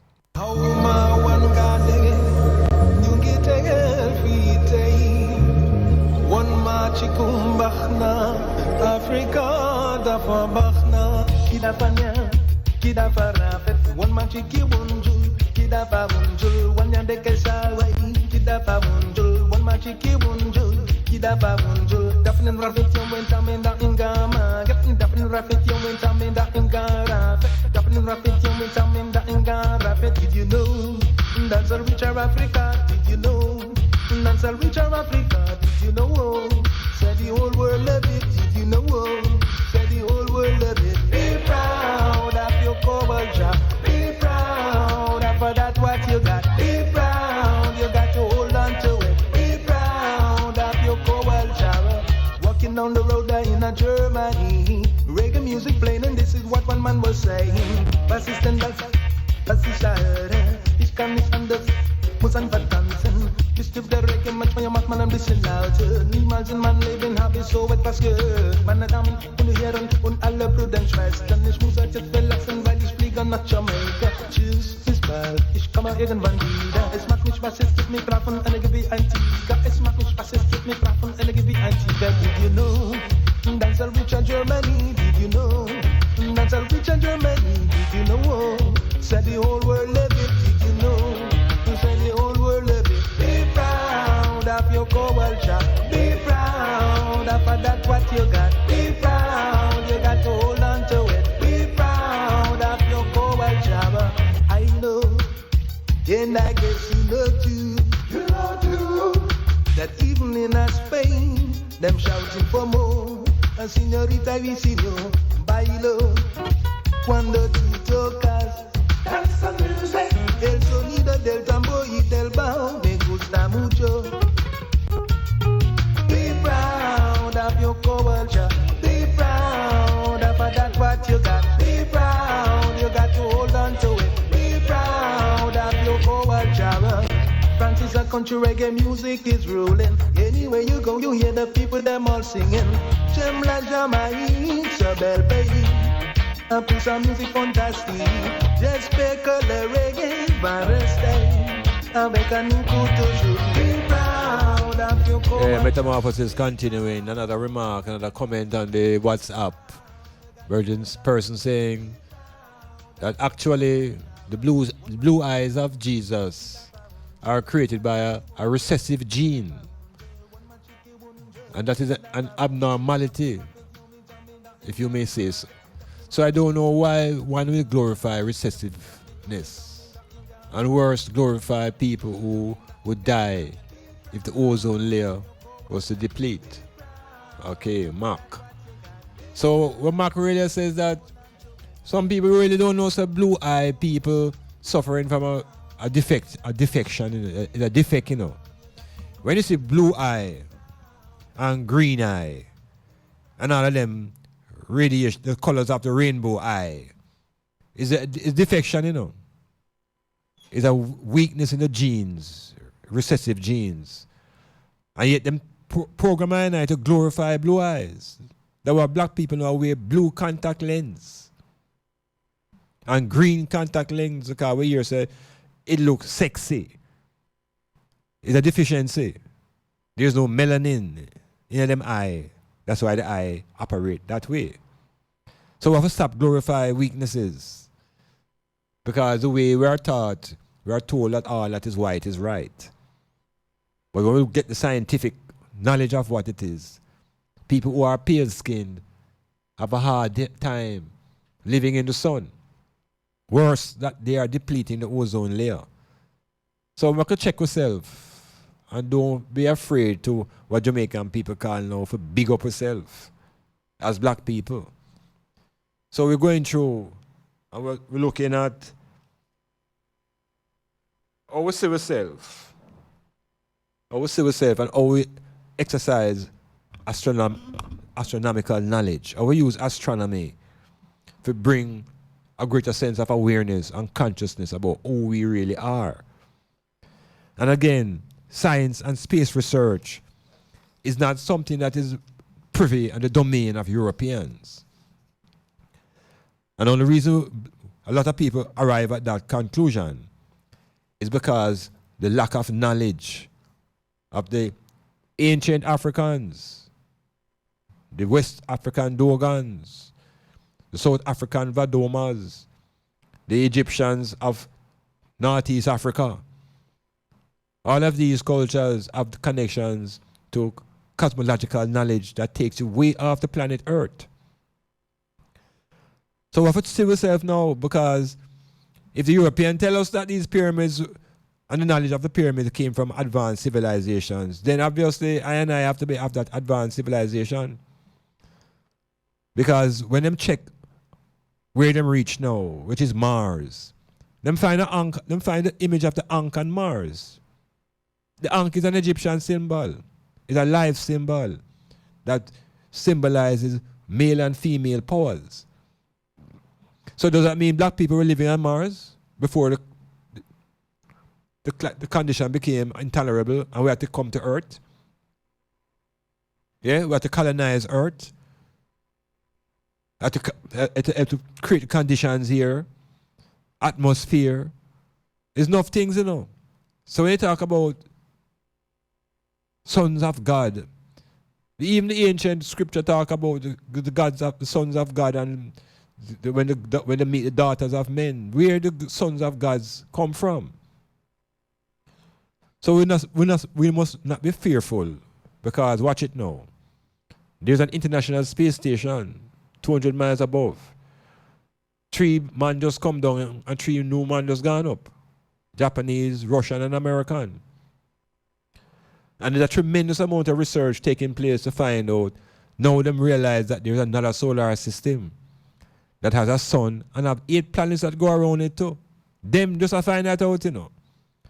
And as they find out things and they filter through the information to I, it still don't move our meditation away from the Son of God and the Garden of Eden. Because we don't see ourselves as a people or a civilization coming from anywhere outside of the solar system. But if we make space for that thought, no. Yeah, but if we make space for that thought, because locking up all African people now is coming out of a garden. From 2 people, one made out of dirt and one made out of a bone. That mythology cannot be liberating black people. It's part of our enslavement. And the liberation comes when we begin to use our thoughts and think beyond earth. Think galactical. We have to move from this terrestrial bounded thought that a God put us here on this earth and we can't leave, and the only time we leave is when we're dead, and when we're dead we're going to some other heaven that same God create, or a hell that him bridging Satan create. It's about time we move away from that type of fable and realize that we are in a technological age, and we have been there before. Because through technology the pyramids were built. It's through technology the River Nile could have been monitored and controlled. So it's an awakening in this December out of the slumber of dependency. Metamorphosis.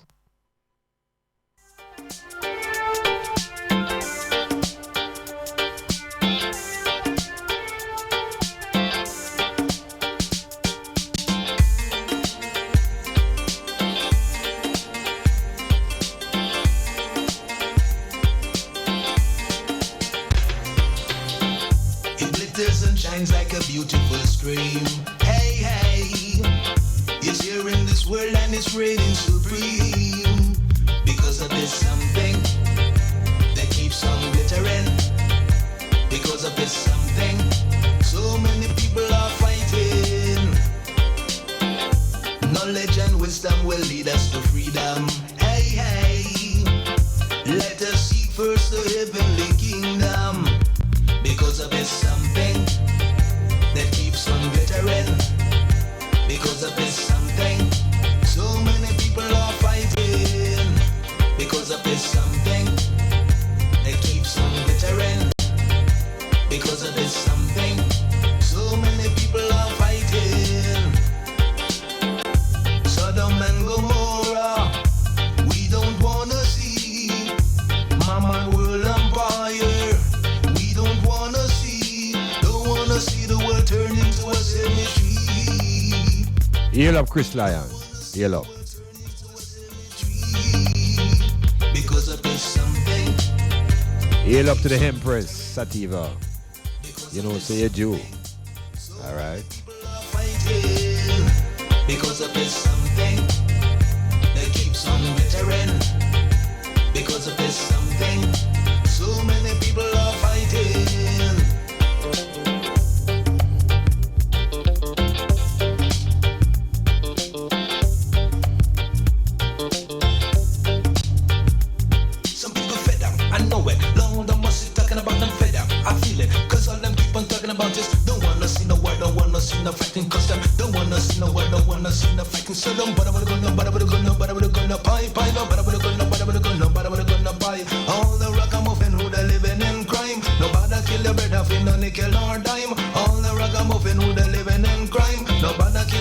fella nickel, Lord, I'm stop fighting. And make we all start uniting. Lord have mercy, stop fighting. And make we all start uniting. Bumble the bang.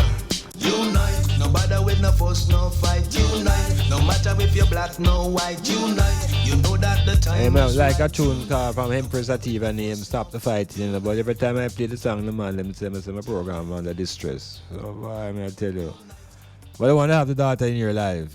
I've spoken to her on Facebook already, so she will tell me when she's ready to give us her appearance. Seeing Lion and the Empress. The Empress. So we're in the situation again we're in because we are fearful of astronomy and the sciences. We put our heads in the sand and hope and pray for some form of salvation. But you know, we have to query. And as I said earlier in the program, we want to query this whole concept of what is a miracle. Because again, we are exposed to stories, and it's always connected to some Bible thing, you know. Because when you talk about miracles, it's coming like you have to connect it to some divinity, some deity. And the only deity that they connect miracles to is the Son of God and the Father. So when we look at the miracles that we have been exposed to now, it's two major characters out of Bible history come to my mind. One is Moses, and the other is Jesus. And so from early now, when you check out the Old Testament and Moses do some things where befuddle the brain, make the imagination just go woo, and you wonder, and you stop wonder, and you just leave it at that because your brain get numb. And one of the first thing that we're all forced to believe is this miracle of crossing the Red Sea. Remember this now, you know, we hear some man get commitment to a God of Abraham and a God of Israel and challenging now the gods of the pharaohs. So the literature force will take aside because a clash. The gods of the pharaoh, well, the gods and the goddesses of the pharaoh versus the God of Moses. And so that's how it's constructed now in the literature, in the narrative, and so there's a conflict. And so we looking on as the Africans now, the black people in the plantation, them tell us we have to take a side. And we better take the side of God. So automatically that the brain suggests that the side of Pharaoh is not God. The side of Pharaoh now going to symbolize evil and the devil. And so we begin to demonize our own culture. We demonize Pharaoh. We demonize Egypt. And we start call Pharaoh the enemy. And so we start glorifying now this other character now and this other God. We glorify the God of Moses now. And we glorify the God of Abraham. And we stop give praises to the God and goddesses of the Pharaoh and the Pharaonic culture. So besides switching forcefully into this other thing now, we get captivated by these so-called miracles of Moses. And even before the Red Sea one, which is phenomenal, him go talk to a burning bush on a mountain. No, that is a miracle. Because them tell us, you know, whatever happens outside the laws of nature is a miracle. So we see a man now gone on a mountain by himself and was able to record his own conversation with a bush that was burning. Was it a ganja bush? Was it kushumpeng? Was it indica? What kind of bush was burning that could make a man talk to himself and talk back to himself and think is somebody talking to him? So a big miracle. And we have to just hold that because it's the God of Abraham caused that. And then now follow up that one and now with the Red Sea business. That now boggle the brain now, you know, because that man knows stop the ocean from flowing out, open it up and make road, make chariot can go through without the rocks over the whole heap of things that. MGM. This is Hollywood at its best. And it capture black people imagination. And so we get caught up into these miracles. And then we start accept that these things are real. And we're not realizing so it's literature we're reading. On one side of the literature, because the ancient Egyptians don't have any record of these miracles, It's just the Hebrews write it and put it in them own text. African people don't know of these miracles. And then when you hear about the miracle of Jesus. And him walk on water and feed 5,000 people with 2 fish. And our meditation can't hold it. We have to accept it. Because them say, it's the Son of God do it. Well, I and I is here to examine all of these miracles. And we'll check it scientifically and check whether the literature is literal or figurative. And whether the 5,000 people really got food that is in a literal sense, or the man did a reason with 5,000 people and when them done them belly full. Like when you go to a concert. And when the concert done, the thing so nice, your belly full. We have to put our own powers of analysis and thought to these stories. We can't leave it up to these men anymore to tell us how to interpret. So it's intelligence we're driving for. Intelligence is part of the liberation. It's not just about spirit. We have to liberate the intelligence. And we have to liberate the imagination that the spirit can flow. So we are consistently examining these miracles, these burning bush issues, and the Red Sea crossing, and how many black people now psychologically join Moses in this Red Sea runaway. How many of you run away from Africa in that escape? How many run away from Pharaoh and run away from black culture? This is a point of abandonment. So therefore it's a point of reclamation. Of return through that Red Sea mythology and reconnect with Africa. Reconnect with our gods and our goddesses and realize that there is no son of God. The Egyptians would rather speak of a daughter. A daughter. And we don't need a son of God because there was gods and goddesses. So make we revisit in this December these stories, these tales that have tied us up for 2,000 years and have us looking outside of ourselves for redemption, thinking that salvation only comes through a son when the almighty forces of creation have always existed. Movement, time, the mind, metamorphosis.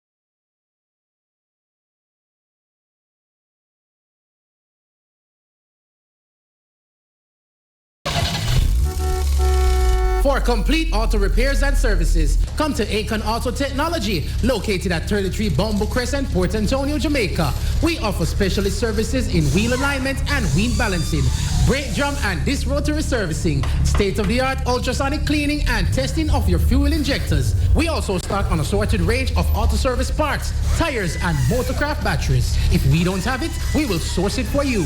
Call us at 876-715-5205 or email AkonAutoTech16@gmail.com. Akon Auto Technology, beyond the typical auto mechanic shop.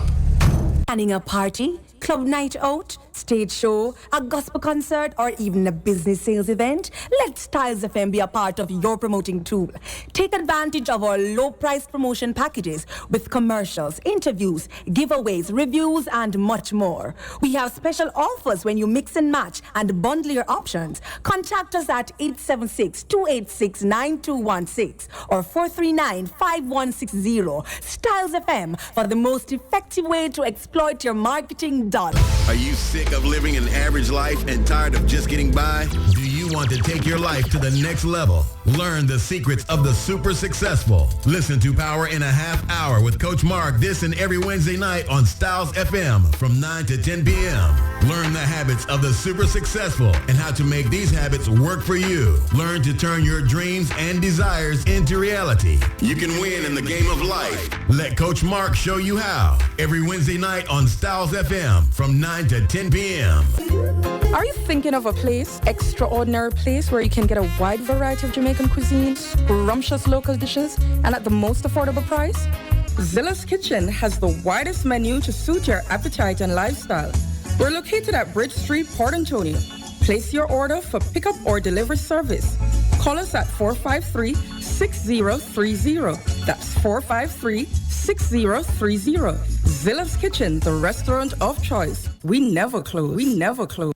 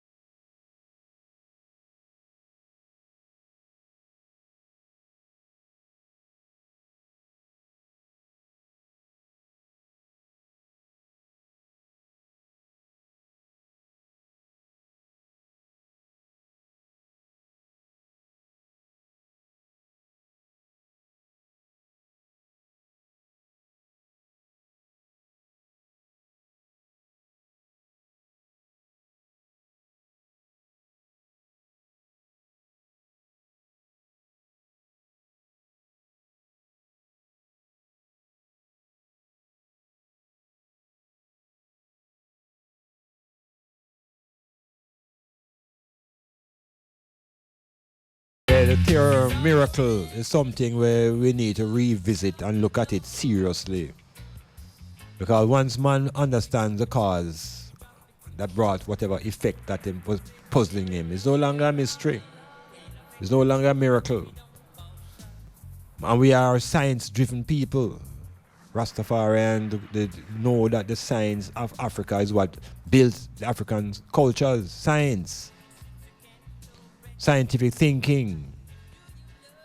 It wasn't built upon superstition and feelings. A man feels that the block can drop off and feels that this only way 1 tunnel can work. It's all precision, mathematically worked out. So we are scientific people. Somehow in this time we want to replace that with calling ourselves being spiritual.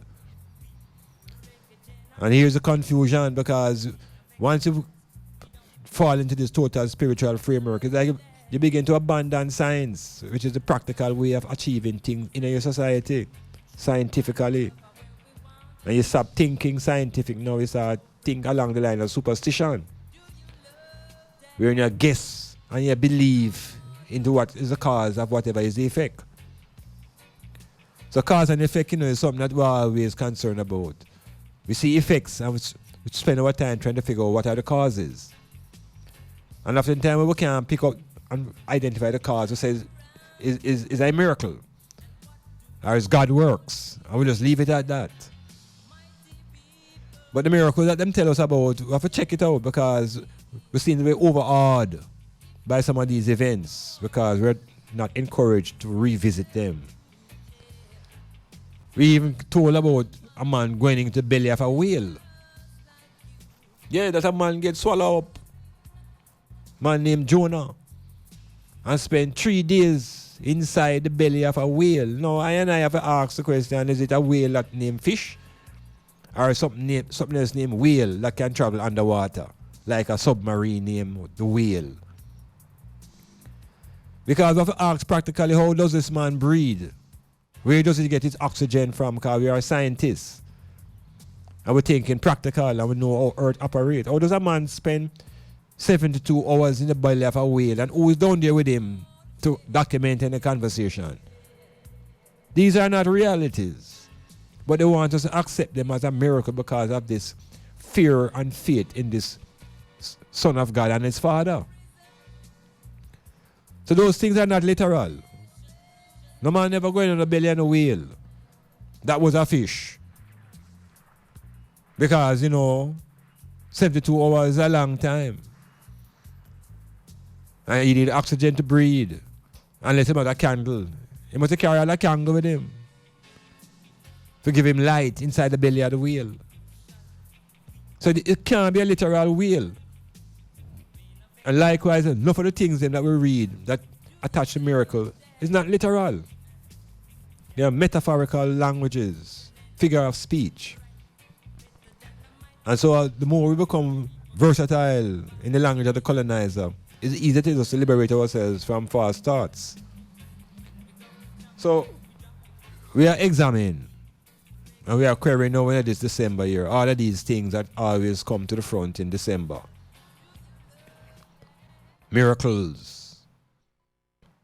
And ultimately, you are encouraged to believe. And they tell you that believe kill and believe cure. I'm not sure about that. I'm not sure if it's that kill or cure. It's the power of the mind. The power of the mind. Because as I was even reasoning with our sister earlier, you can be sleeping and experiencing what them call a nightmare. And you run up and down in your sleep. And your heart a beat and your heart a sweat. Now, if you are not a fairly healthy person, you can also lead yourself to a heart attack, out of fear, and dead in your sleep, Yeah. You can dead in your sleep. And it's not belief kill you. It's the power of the mind. And your imagination that leads you to a heart attack. So, the power is really in the mind. The power is not in belief. The power is in the mind. And that's where we need to begin to tap into and recognize that the mind is a storehouse of energy. And it is heavily driven by knowledge. Because knowledge is the foundation by which we become creators. We don't create out of what we believe. We create out of what we know. And what we create out of is not in belief. It goes deeper than that. We create out of our intuition, which is another dimension of mind power. So we are rewire ourselves and we are re-examining our function. And why is it for 2,000 years we're still into this cycle? That every December come, we go through the rituals. We give away our money and we sing praises to a son of God and we diminish the man and woman in our own environment. So the father go out and labor and bring in gifts. Them tell him say it's not the father's work, it's the son of God. Why him, the father, go out and the man go out and slave and bring in these things. So I dip on a plantation, slaving our butts away. And there's no credit for I and I. The credit goes to the Son of God. So where is the respect for my woman, for my labor? She default, she give it, pass it, go beyond me and give it to her image. An image that look like the slave owner. So the woman them have a whole heap of work for do. To help us reverse this curse and this dependency and a blue-eyed, fair-skinned, long hair European. Wake up. Eternity is a temptation of time. To dance is to be master of time. His pleasure is to control mind. Universal remedy, cure for you and cure for me. Universal remedy, cure for you and cure for me. Dr. Street is the one you get to meet. Whoa, Dr. Street is the one you got to meet. Oh yeah, yeah. Dr. Street is the one you got to meet. Whoa.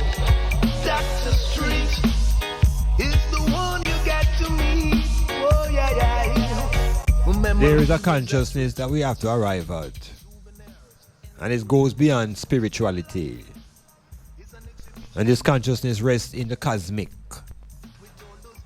We have to liberate our cosmic consciousness. Yeah, man, this is way beyond what I'm calling spirituality. The cosmic consciousness, which is the cosmos consciousness of the everything, with the I at the center. One WhatsApp makes mention of cosmic metamorphosis. It's serious. meet. Whoa. Dr. Street is the one you got to meet.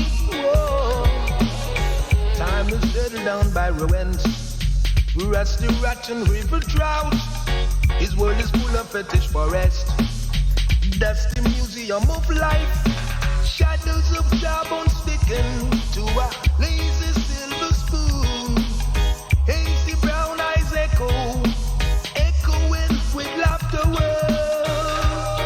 Dr. Street is the one you got to meet. Whoa. Yes, the word is UMBO. KUGEUKA.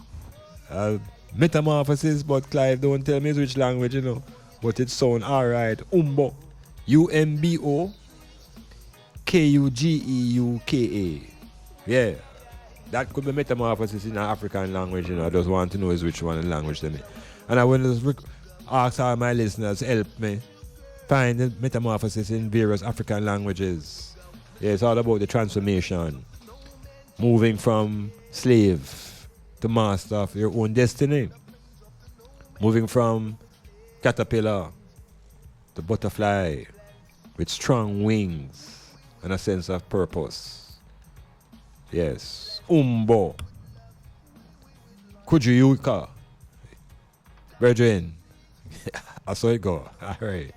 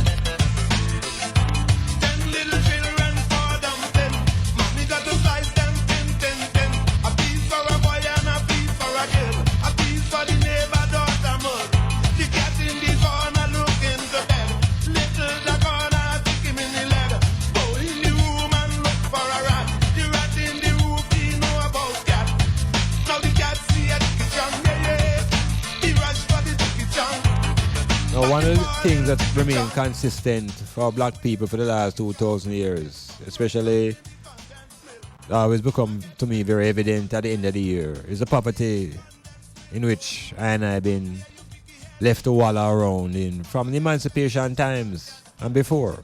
Poverty. One writer spoke about it as a persistent condition. We call it persistent poverty. And poverty is not just lack of money. Poverty is lack of consciousness, lack of will. These are aspects of poverty. And so once you embrace poverty and begin to speak about poverty as if it's some kind of glory, as if it's some kind of gift, and you must actually embrace poverty. Because the end of the year philosophy speaks to poverty in a way that the poorer you are, the easier it is to get into the kingdom of heaven. It's easier to go through the needle, the camel. You remember that thing about it's easier for a camel to go through the eye of a needle than for a rich man to enter the kingdom of the God of Adam and Eve. There's a very serious line, that has maintained poverty within the mind and thinking of black people. And of black people afraid of money and calling money the root of all evil. So this poverty that I and I experience now, much of it is based upon our own thought processes. Because the poorer you are, the nearer you are to heaven. Yeah. And so people go to church now and give away their money and remain in financial poverty, which is overwhelmed now by the material poverty. Yeah, because the material poverty now leads to suffering, It leads to begging. And all of those things are connected to the lack of money. So the teachment now within this period is that those who love the Son of God must not love money, because it is the root of evil. And evil now supposed to be symbolized now by the Satan. So we get locked up in the binary now, struggling between the Satan and the Son of God. And within that struggle now, we don't accumulate no material resources. Because them tell us we can't carry it when we're dead. So what? But we're leaving so much behind that have need for it. So we shouldn't be concentrating and trying to carry nothing with we. Our focus should be on what we're leaving. And who we're leaving it for, and are those prepared to be responsible for whatever we're leaving. That's what the other races do. The Chinaman and the Indian man, and to an extent the white man, leave things for his next generation that they don't born in the state of poverty. So if we look on the Christmas thing seriously now, 2,000 years of this rhythm and 2,000 years of persistent poverty, while the other nations and races are improving their status on the earth. So revisiting time, and how do we create a war, not against each other, but a war on poverty? What does it require to initiate a war on poverty? And when will the government forces realize that this war is more essential than a war against crime? Because much of the crime is based upon the poverty of the people. Poverty in them pocket and poverty in them thought process. And the poverty in the pocket is brutal, because that leads now to violence. Yeah, robbery and crime and all sort of things, and we still turn around and asking the Son of God to save us. And talk about, is the blood of the Son of God shall redeem us, when the blood of the people is running, African blood flowing through the streets of Jamaica, and we hear crying for the blood of Jesus. Conflict in our thought processes. And we have to think clearly, and think bravely, and think consciously. And within that conscious thinking, we are bearing in mind that the I, the I is at the center of all reality. And the eye have the power to transform and change reality. Just think it out. Don't believe, just think. UMBO. Yeah, UMBO. I will go and say that part there. Metamorphosis.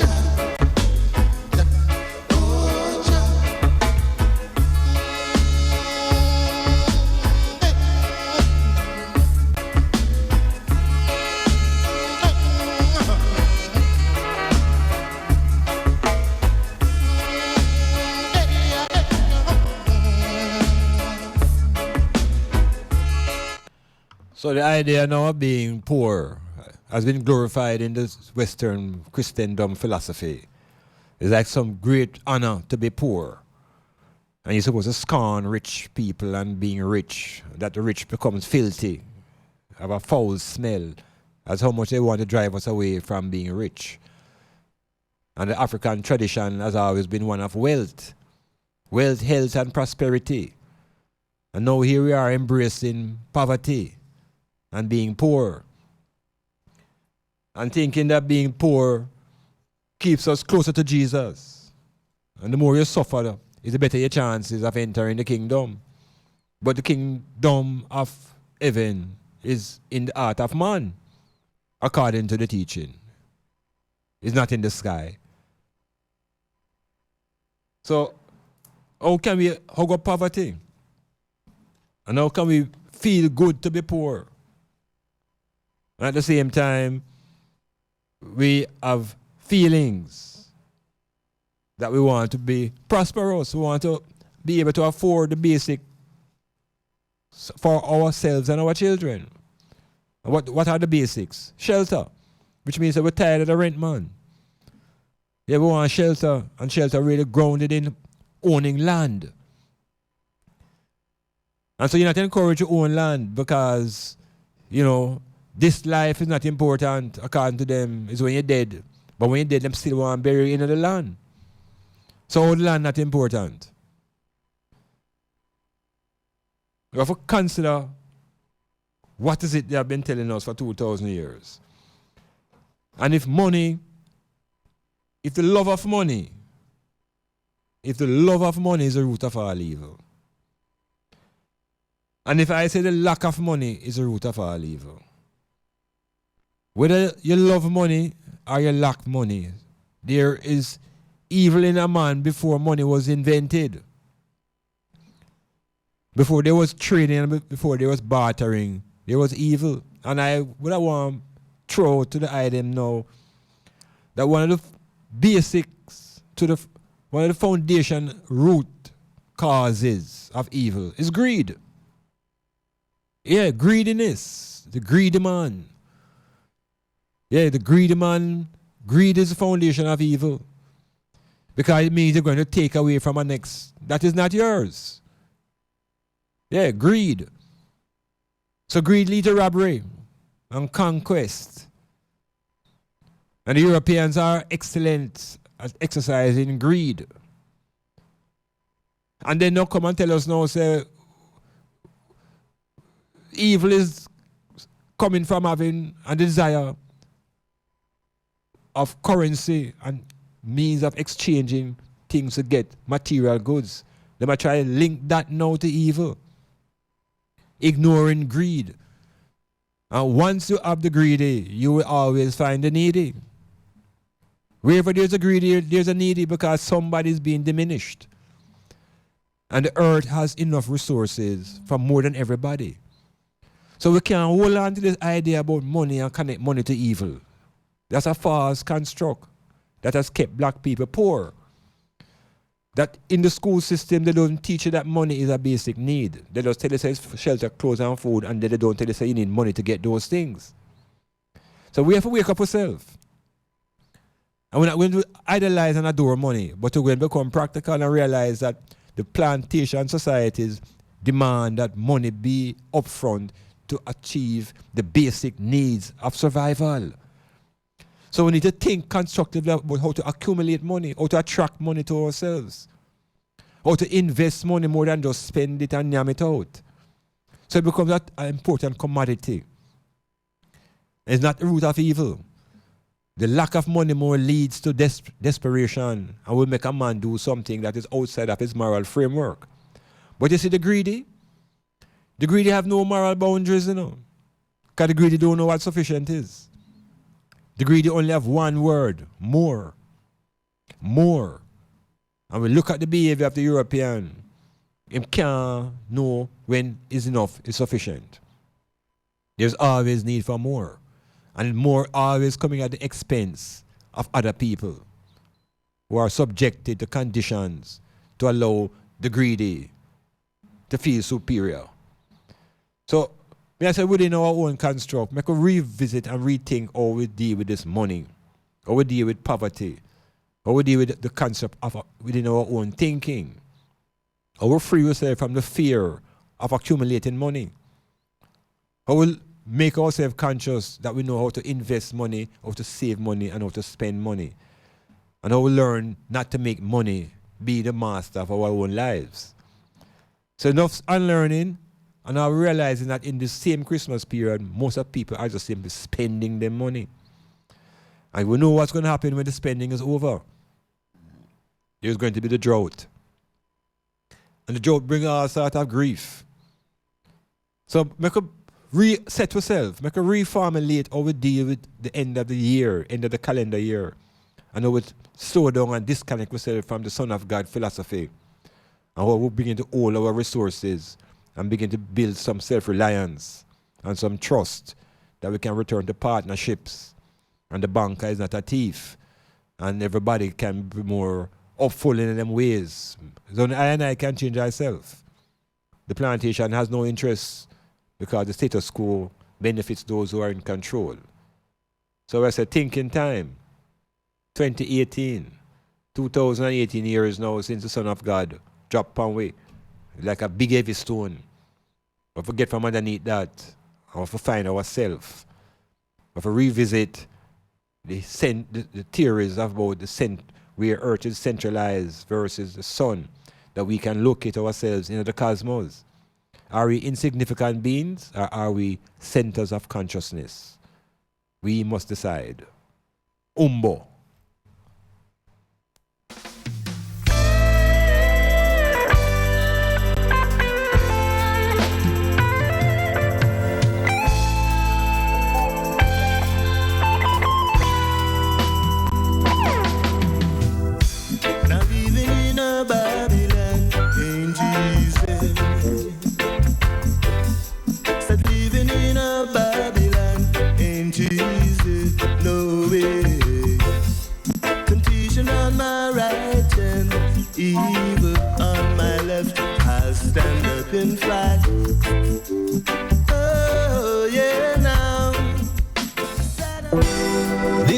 no fantasy. So Metamorphosis is rolling out in the midnight hour and the time is up for this edition. Of course, next time around, lines will be open for you to make your phone calls and make your input into what has been happening over the last couple of weeks here. And again, I invite my listeners to tune in to Saturday Night Live with Dr. Iman Blak on Facebook Live.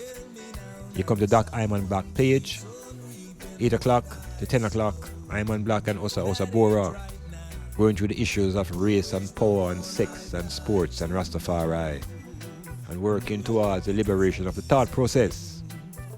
Yes, the thinking powers who want to extricate out of that fear, and so people can begin to think without thinking that you're coming outside of the book of laws and books of truth.